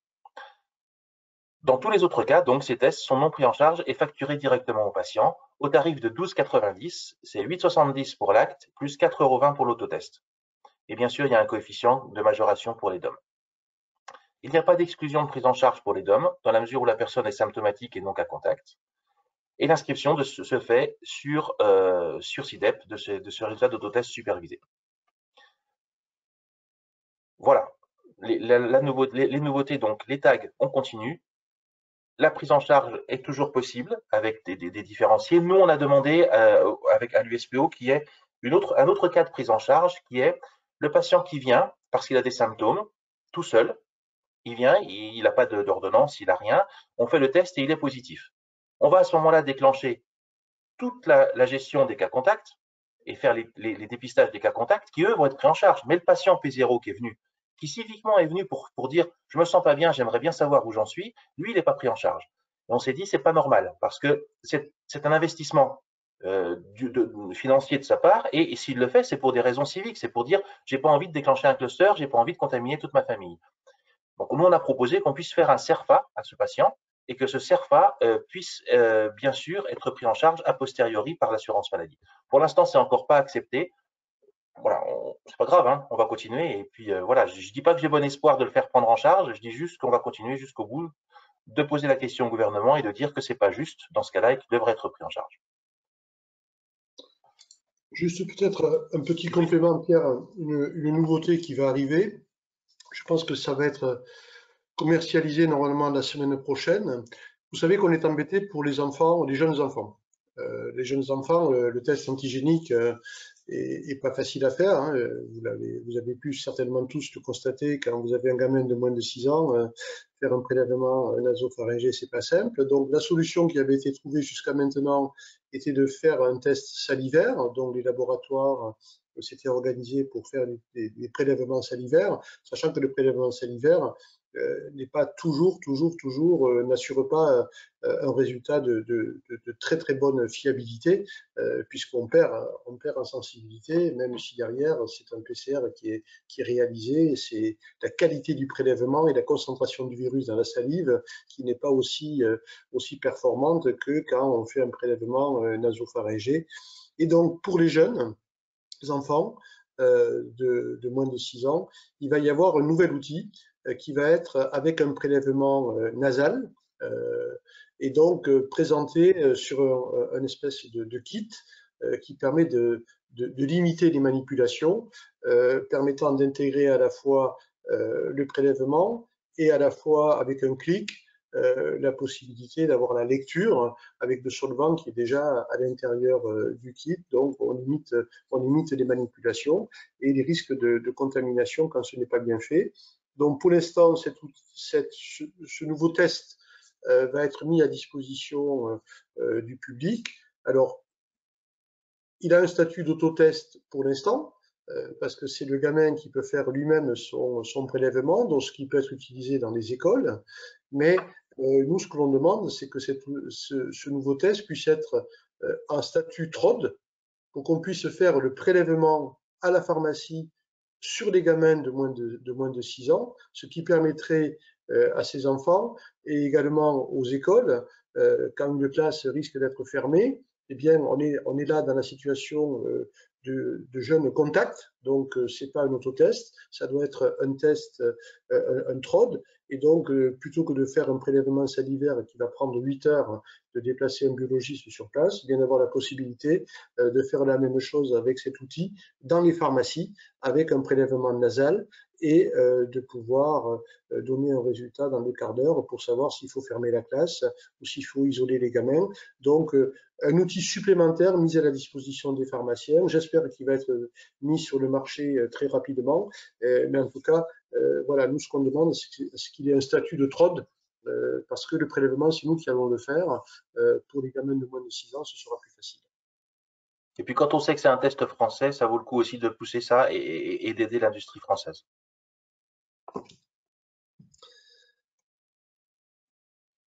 Alors, est-ce qu'il y a des questions? Non. Pardon, c'est à moi. Oui, désolé. J'étais en train de regarder, j'étais en train de répondre aux questions. Alors, qu'est-ce que j'avais comme...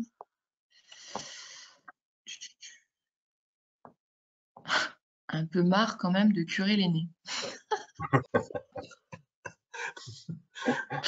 Ben oui, mais vous l'avez Ah fait oui, pour. si, je sais. J'en ai une qui est revenue beaucoup avant de retrouver les autres. C'est est-ce qu'un autotest supervisé suffit pour pour avoir un pass sanitaire pour être hospitalisé ou une intervention chirurgicale? Non. Non, non, on demande déjà, et c'est compliqué d'avoir l'équivalence PCR tag, alors on ne va pas le demander sur un autotest. Là, c'est le meilleur moyen de n'avoir rien du tout. Mais la personne a un pass sanitaire. Oui, mais quand on fait un test pour avoir une intervention chirurgicale ou un examen dans un hôpital, c'est une prescription. Donc, sur prescription, voilà, on est au-delà du pass sanitaire, hein, puisque le pass sanitaire ne suffit pas, puisque les médecins hospitaliers veulent en plus savoir si la personne est porteuse du virus ou pas au moment où elle va rentrer à l'hôpital. Donc, c'est pour ça qu'il faut le faire dans un délai de moins de 3 jours. Et l'autotest, dans cette affaire-là, n'est pas, à mon avis, considéré comme étant assez fiable. Donc, non, pas d'autotest. Les autotests, on n'y est pas favorable, hein, donc on ne va pas aider. Aussi des questions qui sont revenues sur les tests salivaires, qu'il est possible d'en faire en pharmacie, etc. Je sais plus ça. Je sais plus, Il me non, semble parce pas. que Non, en non, il me fait, semble pas. il fallait se mettre d'accord avec le laboratoire pour que nous fassions, nous, le prélèvement, et après, ça partait de toute manière en PCR, puisque par définition, les tests salivaires ne peuvent être après analysés qu'avec un PCR et pas avec un TAG. Donc, le prélèvement aurait pu se faire en pharmacie si on s'était mis d'accord avec les biologistes, mais j'ai cru comprendre que les biologistes nous regardaient avec un regard qui n'était pas un regard de coordination ou de coopération. Ils nous voyaient plus comme des concurrents, ce qui est assez dommage, parce que quand on voit les files d'attente depuis quelques jours sur les trottoirs parisiens devant les laboratoires, je me dis qu'ils ont plutôt besoin de nous plutôt que de nous combattre.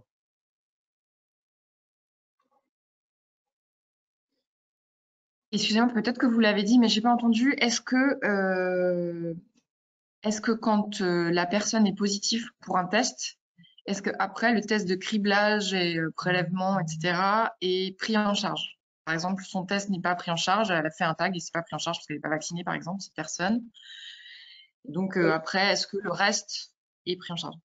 Du moment qu'on le déclare positif, après, il est porteur du virus, donc tout est pris en charge après par la suite. D'ailleurs, quand vous le déclarez positif, même s'il a payé son test parce qu'il n'est pas vacciné ou qu'il a perdu son pass, vous le trouvez positif. Derrière, vous pouvez bien sûr faire le contact tracing et donc facturer le contact tracing. C'est d'ailleurs comme ça que vous allez le déclarer positif à l'assurance maladie.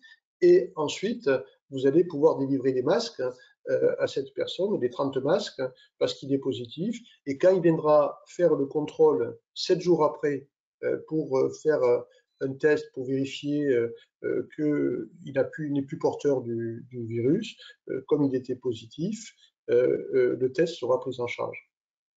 Mais le premier n'est pas pris en charge. Ce qu'expliquait Pierre, c'est un petit peu une aberration, quoi. C'est-à-dire que la personne fait un effort de se faire dépister alors qu'il sait qu'il va payer.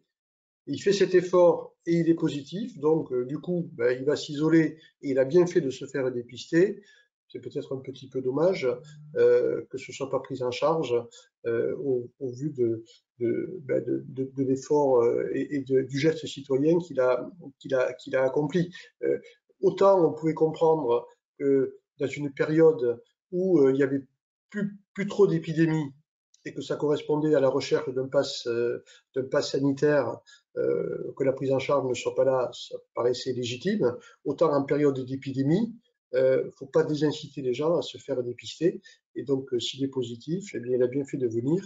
Et donc, il faudrait plutôt le prendre en charge. Mais voilà, pour l'instant, on n'y est pas arrivé. Et alors, pour répondre bien à la question, ce qui est fait après un dépistage positif est bien sûr pris en charge. Alors, j'ai aussi des questions sur les tests qui sont dispensés aux autres professionnels de santé. Est-ce que c'est toujours en vigueur ou pas voilà. Vous voyez où je veux en venir avec cette question. Oui. Pour l'instant, oui, c'est toujours en vigueur. Hein. On peut continuer à facturer des tests antigéniques fournis à des infirmiers, fournis à des kinés, fournis à des dentistes. Voilà, il n'y a pas eu d'arrêt de la part de l'assurance maladie.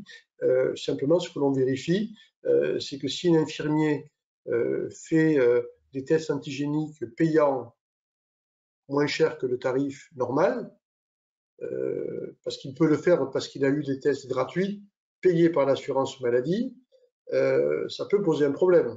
C'est-à-dire qu'on ne peut pas à un moment récupérer des tests pris en charge par l'assurance maladie pour les utiliser en les faisant payer par un infirmier. Donc là, s'il y a une distorsion à un certain moment des pratiques, ça va se retourner et donc on ne les délivrera plus. Mais pour l'instant, il n'y a pas eu d'arrêt. Comme d'ailleurs, si mes souvenirs sont bons, mais je ne veux pas dire de bêtises, les autotests délivrés aux personnes qui travaillent les soins à domicile, pour l'instant, il n'y a pas eu d'arrêt de cette dispensation et de cette facturation à l'assurance maladie.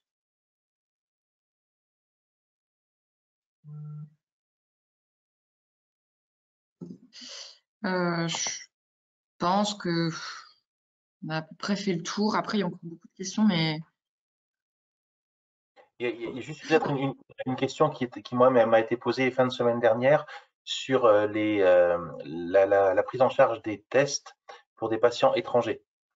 Parce que vous savez que dans un moment, il y avait une prise en charge systématique des tests pour les patients étrangers. Au jour d'aujourd'hui, c'est le droit commun, c'est-à-dire que le patient étranger, s'il a une prescription, ça peut être pris en charge. S'il n'a pas de prescription, il paye.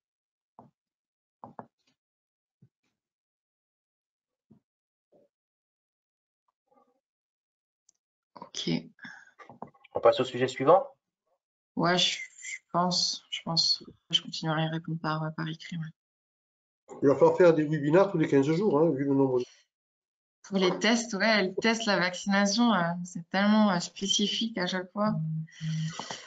Alors, le sujet suivant, c'est le molnupiravir. Donc, c'est un traitement contre la Covid qui permet d'éviter les formes graves et qui est en accès précoce avant AMM et qui va passer par le circuit de ville. Et donc, notamment, prescrit par un médecin et dispensé par le pharmacien. Et donc, c'est un événement important parce que ça sera la première fois qu'il y aura ce genre de traitement en accès précoce qui seront dispensés en pharmacie. Donc, ça sera environ 50 000 traitements qui ont été achetés par l'État et ça sera réservé à certains patients à risque. Donc, vous aurez une liste de tous les patients qui pourront disposer de ce traitement. La chose importante pour ce traitement molnupiravir, donc, c'est le fait que la personne devra prendre son traitement dans un délai de 5 jours maximum après l'apparition des symptômes. Donc, il faudra vraiment avoir une très bonne coordination entre le médecin et le pharmacien pour que ce soit la vérification de l'éligibilité de la personne, la commande du produit, le dépistage, etc. de la personne. Il faut qu'elle fasse un test antigénique ou un RT-PCR pour valider son Covid. Et à ce moment-là, elle a 5 jours après l'apparition des symptômes pour prendre ce traitement.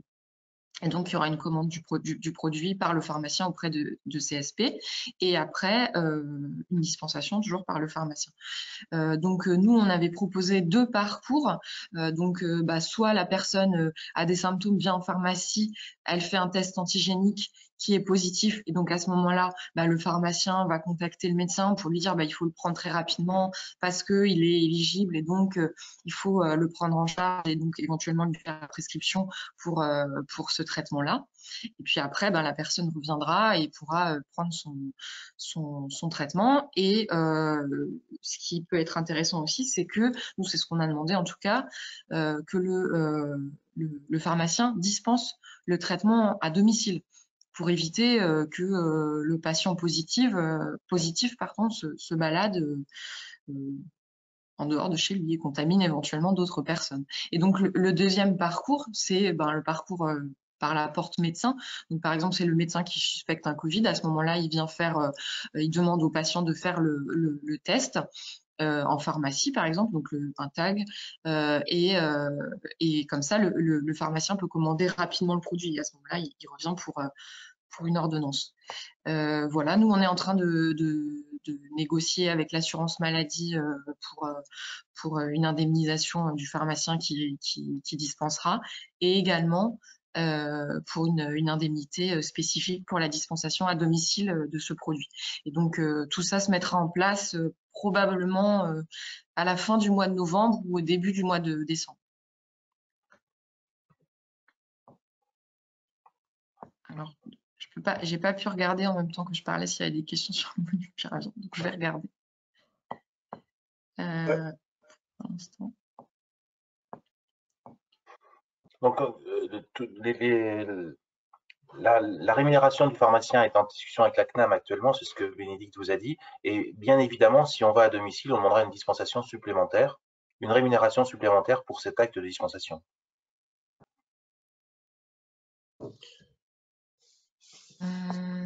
Écoutez, j'ai pas l'impression que ça déclenche une salve de questions. Pour l'instant, c'est peut-être encore un peu tôt, étant voilà, on n'a pas encore des infos. En tout cas, simplement, soyez quand même attentifs parce que ça va arriver vite, ce traitement. Donc, vous aurez toutes les informations, bien évidemment, sur le site de l'USPO, et puis, je pense que il y a beaucoup d'attentes par rapport à ça, parce que bien sûr, l'inquiétude du Covid à risque avec hospitalisation sur des personnes, même si elles sont vaccinées, avec un traitement comme ça, peut éviter des formes graves. Et donc, il y aura certainement une attente de la part des patients, et donc il faut qu'on soit organisé pour pouvoir répondre présent à cette dispensation. Mais voilà, un accès à un traitement précoce à la pharmacie avec une validation par des tests antigéniques, ce qu'on demande à la pharmacie pour pouvoir mettre en place le traitement et j'espère de pouvoir dispenser à domicile quand le patient, enfin la famille ne peut pas se déplacer parce que lui doit rester chez lui et être confiné. Voilà, ça fait partie aussi des avancées et de la confiance que les pouvoirs publics font à la fois aux pharmaciens et également à l'organisation du réseau pharmaceutique. Malheureusement, ça ne passera pas par les grossistes, ça passera par les dépositaires, parce que c'est Santé publique France qui l'a acheté, et ça va être une fourniture rapide, mais avec un engagement qui est pris pour être livré dans les 24 heures.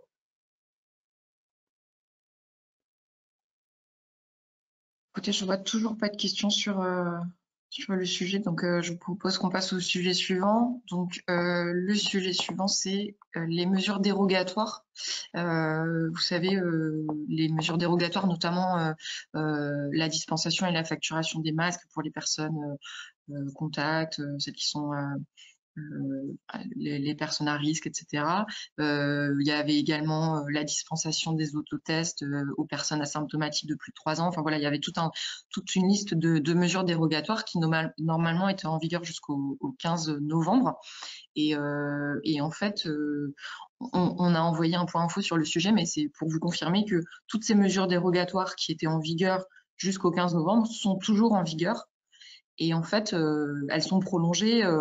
Pour l'instant, on n'a pas de date spécifique. Elles pourraient éventuellement être prolongées puisque jusqu'au 31 juillet 2022, puisque la loi qui est parue au journal officiel du 11 novembre prolonge la période transitoire de l'état d'urgence jusqu'au 31 juillet 2022. Et donc, cette période transitoire permet de prendre des mesures dérogatoires. Donc, en l'occurrence, la dispensation et la facturation des tests pourraient toujours rentrer là-dedans. Alors, donc pour l'instant, on n'a pas de date de fin de ces mesures, mais en tout cas, elles sont bien en vigueur. Et quand un nouvel arrêté viendra modifier ces mesures ou les supprimer, à ce moment-là, on vous tiendra informé. Merci Bénédicte.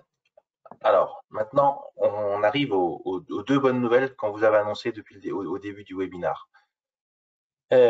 Concernant déjà le PLFSS, le projet de loi de financement de la sécurité sociale, qui est actuellement en cours de discussion au Parlement, 3 propositions qui ont été portées par l'USPO ont été inscrites dans le PLFSS et sont en bonne voie d'acceptation. La première, c'est concernant le tabac et la prise en charge des substituts nicotiniques dans le cadre d'un sevrage tabagique. Vous savez, comme on est les seuls professionnels de santé qui ne pouvons pas faire prendre en charge ces substituts nicotiniques lorsque l'on les dispense et qu'on se bat là-dessus depuis très longtemps, c'était des non, ça a été des refus successifs que le pharmacien puisse faire prendre en charge, au motif principalement qu'on ne puisse pas être dispensateur et facturateur en même temps, avec un risque de dérapage. Donc l'idée de l'USPO, c'était de dire, si on crée un parcours de prise en charge du patient, avec un test de dépistage au départ, avec des entretiens motivationnels, avec des entretiens de suivi qui peuvent durer plusieurs mois, pour lesquels on sera rémunéré pour cet entretien. Si au cours de cet entretien et de cette prise en charge, de ce parcours de soins, le patient a besoin de substituts nicotiniques, alors ils doivent être pris en charge. On a déposé un amendement dans ce sens, qui a été dans un premier temps retoqué, parce que quand on fait des amendements au niveau du PLFSS, ce ne sont des amendements que pour faire des économies. Or, la prévention, avant de faire des économies dans quelques années, elle coûte de l'argent au départ. Il faut que l'État investisse de l'argent pour faire des économies plus tard, dans le cadre de la prévention. Donc ça a été retoqué, mais le gouvernement l'a repris cet amendement, et l'a déposé. Ça a été accepté, c'est passé. Donc il y a une expérimentation dans 3 régions qui vont permettre la prise en charge des substituts nicotiniques dispensés sans prescription médicale par le pharmacien au cours d'un accompagnement du patient dans son sevrage tabagique. Ce sera en lien avec la convention pharmaceutique, puisque nous avons voulu l'inscrire dans la convention pharmaceutique. On a essayé au Sénat de dire 3 régions, c'est peut-être un peu juste, on va essayer 4. C'est pas passé, ça restera à 3. Donc on va le faire sur des régions qui sont en avance sur ce type d'expérimentation et qui ont déjà commencé de travailler dessus. Mais ce sera un vrai plus et une vraie prise en charge du patient dans un soin d'addictologie qui sera vraiment positif. On a aussi posé un amendement pour la dispensation d'un mois de traitement. Vous savez, aujourd'hui, quand on a un patient qui est chronique, donc chronique, ça veut dire pour l'État avec des ordonnances de plus de 3 mois, on a la possibilité de dispenser une boîte supplémentaire quand il y a, dans le cadre de la continuité des soins, et la boîte, ça doit être la plus petite boîte possible. Pour nous, c'est quelque chose qui n'est pas juste parce que durant la crise, surtout durant le premier confinement, on a dispensé un mois de traitement pour tout. Je vous rappelle, hein, y compris pour les hypnotiques, les stupéfiants, on a pu tout renouveler. Et quand on regarde avec l'assurance maladie ce qui s'est passé, ils nous disent bien qu'on a été très vertueux. Il n'y a eu ni une surconsommation de médicaments, ni une sous-consommation. On a fait le job. Et quand on voyait que les patients n'étaient plus équilibrés, qu'il y avait un souci, on renvoyait systématiquement chez le médecin, parce que c'est notre rôle aussi d'être le garde-fou par rapport à ça. Donc, nous avons demandé à avoir la possibilité de dispenser 1 mois de traitement, non plus la plus petite boîte possible, mais 1 mois de traitement pour tout traitement chronique. Et lorsque la durée de l'ordonnance est expirée, bien sûr, parce que s'il n'est pas expiré, on peut renouveler, dans le cadre d'un médicament, mais on l'a étendu aussi au dispositif médical. Et ça, c'est aussi une avancée importante. Ça a été salué par les associations de patients, en particulier les diabétiques, qui ont besoin éventuellement de bandelettes, de lecteurs de glycémie, etc. Tout ce qu'ils peuvent avoir dans leur cadre du suivi de leur traitement, qui relève du dispositif médical et qui n'est pas un médicament. Et puis, le troisième point que nous avons porté, qui est une mesure qui a été mise en place pendant la crise sanitaire, c'est la substitution par les pharmaciens des dispositifs médicaux. Quand vous avez un dispositif médical, aujourd'hui, si vous donnez un autre dispositif médical, même qui est proche dans la conception et proche dans le but thérapeutique, vous ne pouvez pas le faire puisque la substitution des DM n'est pas possible. Là, nous avons demandé à ce que ce soit possible, comme on a eu à le faire durant la crise sanitaire, et là aussi, on s'est rendu compte que ça se passait bien, qu'il n'y avait pas eu de dérive et qu'il n'y avait pas eu de problématique par rapport à ça. Il faut juste que le gouvernement fournisse dans un délai de 6 mois une liste de dispositifs médicaux pouvant être substitués par tel ou tel dispositif médical. Ces 3 amendements sont importants parce que c'est un combat de longue durée de l'USPO. Ça fait 4-5 ans que l'on se bat pour ça et que l'on est en train de cranter et d'avancer les uns après les autres, de trouver les arguments. Vous vous rendez compte que ce n'est pas une idée qu'on a d'un seul coup comme ça, c'est une idée qui va maturer. Quand on reprend le tabac, par exemple, on se rendait compte qu'on avait des fins de non-recevoir de la part du gouvernement qui étaient sans discussion possible. Donc, il a fallu trouver comment adapter ça pour que ce soit entendable par le gouvernement. C'est ce qu'on a fait. Et aujourd'hui, c'est à tel point, c'est que le gouvernement a repris l'amendement à son nom. Mais voilà, mais ça se fait pas en claquant des doigts, ça se fait après beaucoup de discussions. Il faut revenir à chaque fois sur ce genre de questions et reposer les bonnes questions et adapter et essayer de convaincre à chaque fois. L'autre bonne nouvelle, oui, vas-y. Juste sur ce point, Pierre, de rappeler que voilà, c'est aussi parce que la profession, pendant cette période de Covid, a montré sa capacité d'être efficace et que sur la prévention, eh bien, on devient une évidence. Alors qu'avant, il fallait se bagarrer. Alors, bien sûr, on se bagarre, hein, mais oui, effectivement, on avait travaillé ces dossiers depuis 4-5 ans, mais depuis que Pierre-Olivier est président, ben, il est meilleur que moi, il arrive à convaincre, quoi. Donc, en 6 mois, il en a embarqué 3 qu'on n'arrivait pas à passer depuis 4-5 ans. Donc, bravo Pierre et bravo à ton équipe, quoi. Ça marche super bien, comme quoi l'USPO n'a absolument pas ralenti son rythme, bien au contraire. La dernière chose, c'est la notification que la France, le gouvernement français a fait dans l'affaire de Shop Apotheke.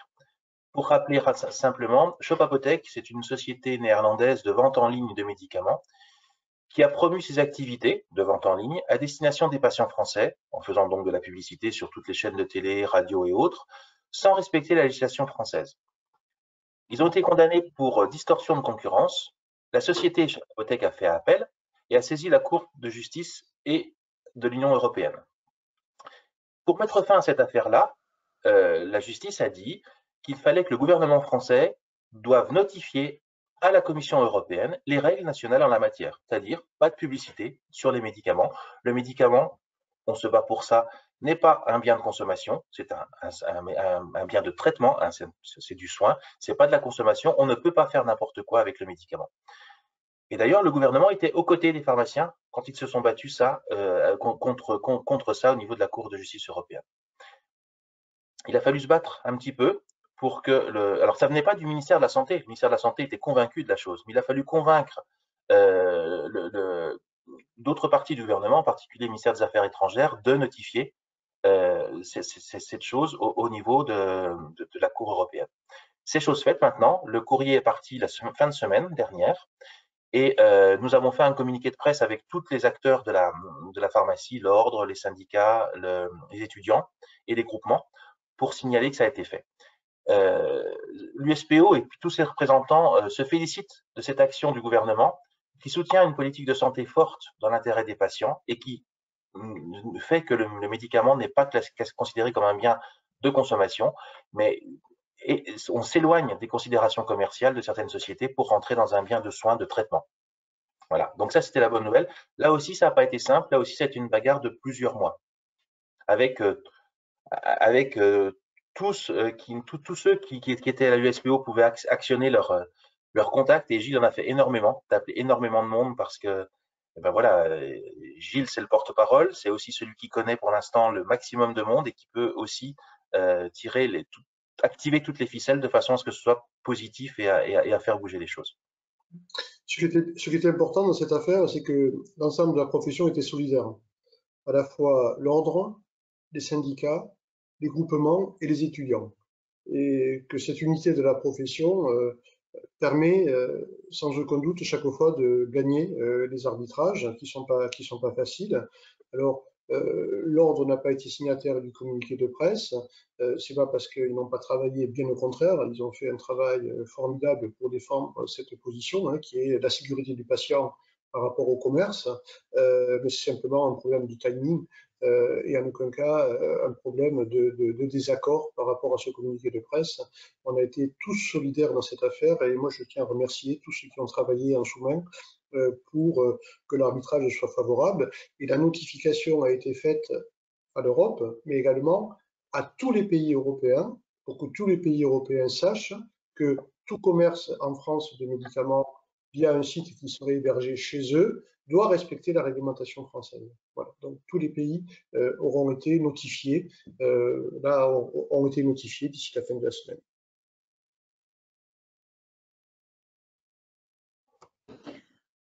Juste, je m'excuse auprès des personnes parce que on reçoit les questions avec un peu de décalé. Donc, j'avais pas vu les questions sur le Molnupiravir. Donc, bon, j'y ai répondu à l'écrit. Mais, Pour mettre la 5G. pardon? Pour mettre la 5G. Là, je crois que c'est le logiciel, je sais pas, mais ça bug un peu des fois. Donc, ça met du temps à arriver. Pour le PLFSS, il nous reste quelques minutes. Est-ce que vous pouvez déjà donner les régions expérimentatrices? Non.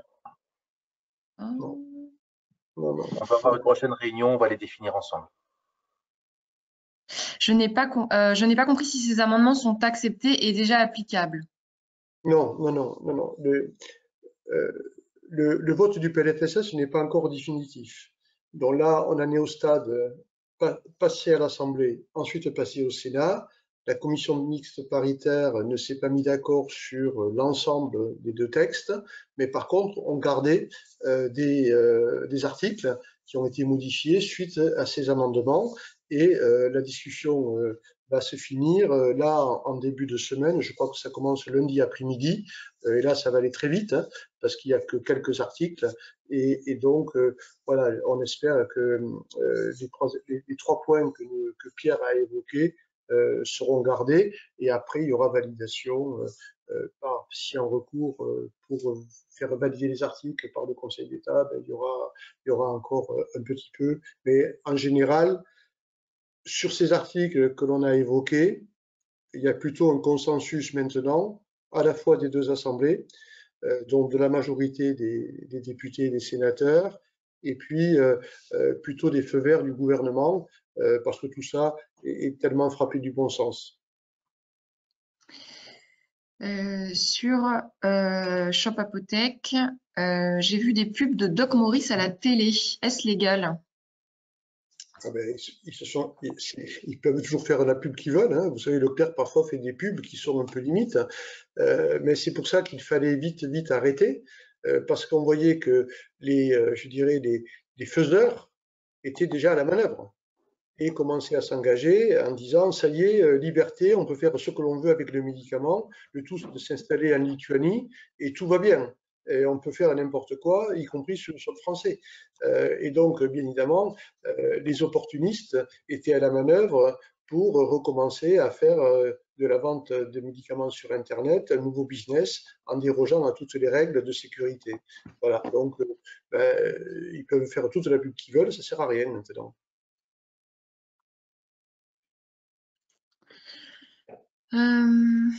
Sur les mesures dérogatoires, alors, attendez, je suis pas sûre de comprendre la question. On délivre une boîte de 50 masques pour couvrir 5 semaines, mais souvent les patients reviennent déjà au bout de 4 semaines puisqu'ils ont besoin du reste de l'ordonnance renouvelable. Peut-on à ce moment leur donner aussi la boîte de masques, donc une semaine plus tôt à chaque fois, ou faut-il les faire revenir? Il n'y a pas eu, franchement, il n'y a pas eu de contrôle là-dessus. Bon, sauf si la personne vient chercher 4 boîtes de masques dans le mois, là, ça posera problème. Mais si on est à quelques jours d'un renouvellement, pour éviter que la personne sorte, surtout que la période d'épidémie est en train de monter et que par définition, c'est une personne fragile qui doit faire attention, voilà, je pense qu'il n'y a pas trop de soucis, mais bien sûr, ne délivrez pas 3 boîtes de masques pour la même personne dans le mois.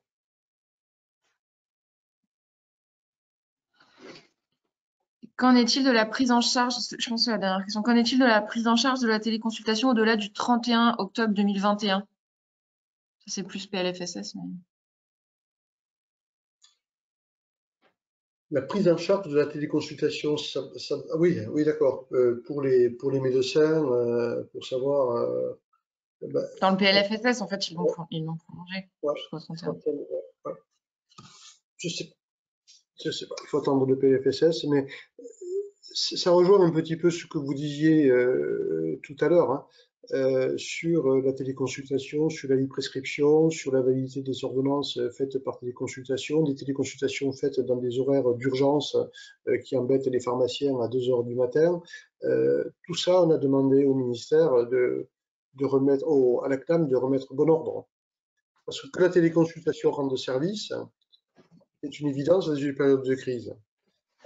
Mais la téléconsultation qui consiste à renouveler le traitement d'un patient chronique par un médecin qui ne connaît pas le patient, ça s'appelle un permis à remboursement. Donc, autant il vaut mieux le faire avec le pharmacien correspondant que le faire avec le médecin qui fait de la téléconsultation à distance.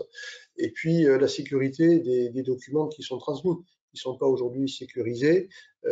Voilà, donc je pense qu'il y a besoin de la part des médecins d'avoir une véritable réflexion sur la réorganisation de l'offre de soins médicales sur l'ensemble des territoires et de ne pas laisser la téléconsultation prendre la main et prendre le relais sur la consultation réelle. Donc elle doit venir en appui, elle doit venir en complément, elle doit venir un moment en dépannage, et le dépannage il peut être fait aussi par d'autres professionnels de santé qui connaissent mieux le patient que le médecin qui ne le connaît pas et qui à distance qui va faire payer une téléconsultation pour pas grand chose, juste pour renouveler un traitement. Donc il faut qu'on ait avec les médecins, et je sais que Pierre a déjà commencé à discuter avec les médecins, qui est une réflexion beaucoup plus globale sur l'organisation des territoires. Parce que tout ça doit se passer plutôt au niveau des territoires qu'à l'extérieur des territoires, voire avec des téléconsultations qui se font à l'étranger. C'est bon pour moi. Parfait. Eh bien, écoutez, merci beaucoup. Merci à vous deux. 3 minutes Merci d'avance. à... 3 minutes Comment? d'avance. C'est bien, 3 minutes d'avance. Eh, tu vois, hein? Bravo. En tout cas, Bon, merci à tous ceux qui ont suivi le webinaire. Merci pour vos questions et je vous dis à une prochaine fois, normalement un petit peu avant Noël. Voilà. Merci merci. beaucoup. Bonne journée. Bonne fin de journée. Au revoir. Au revoir. Bon week-end. Au revoir.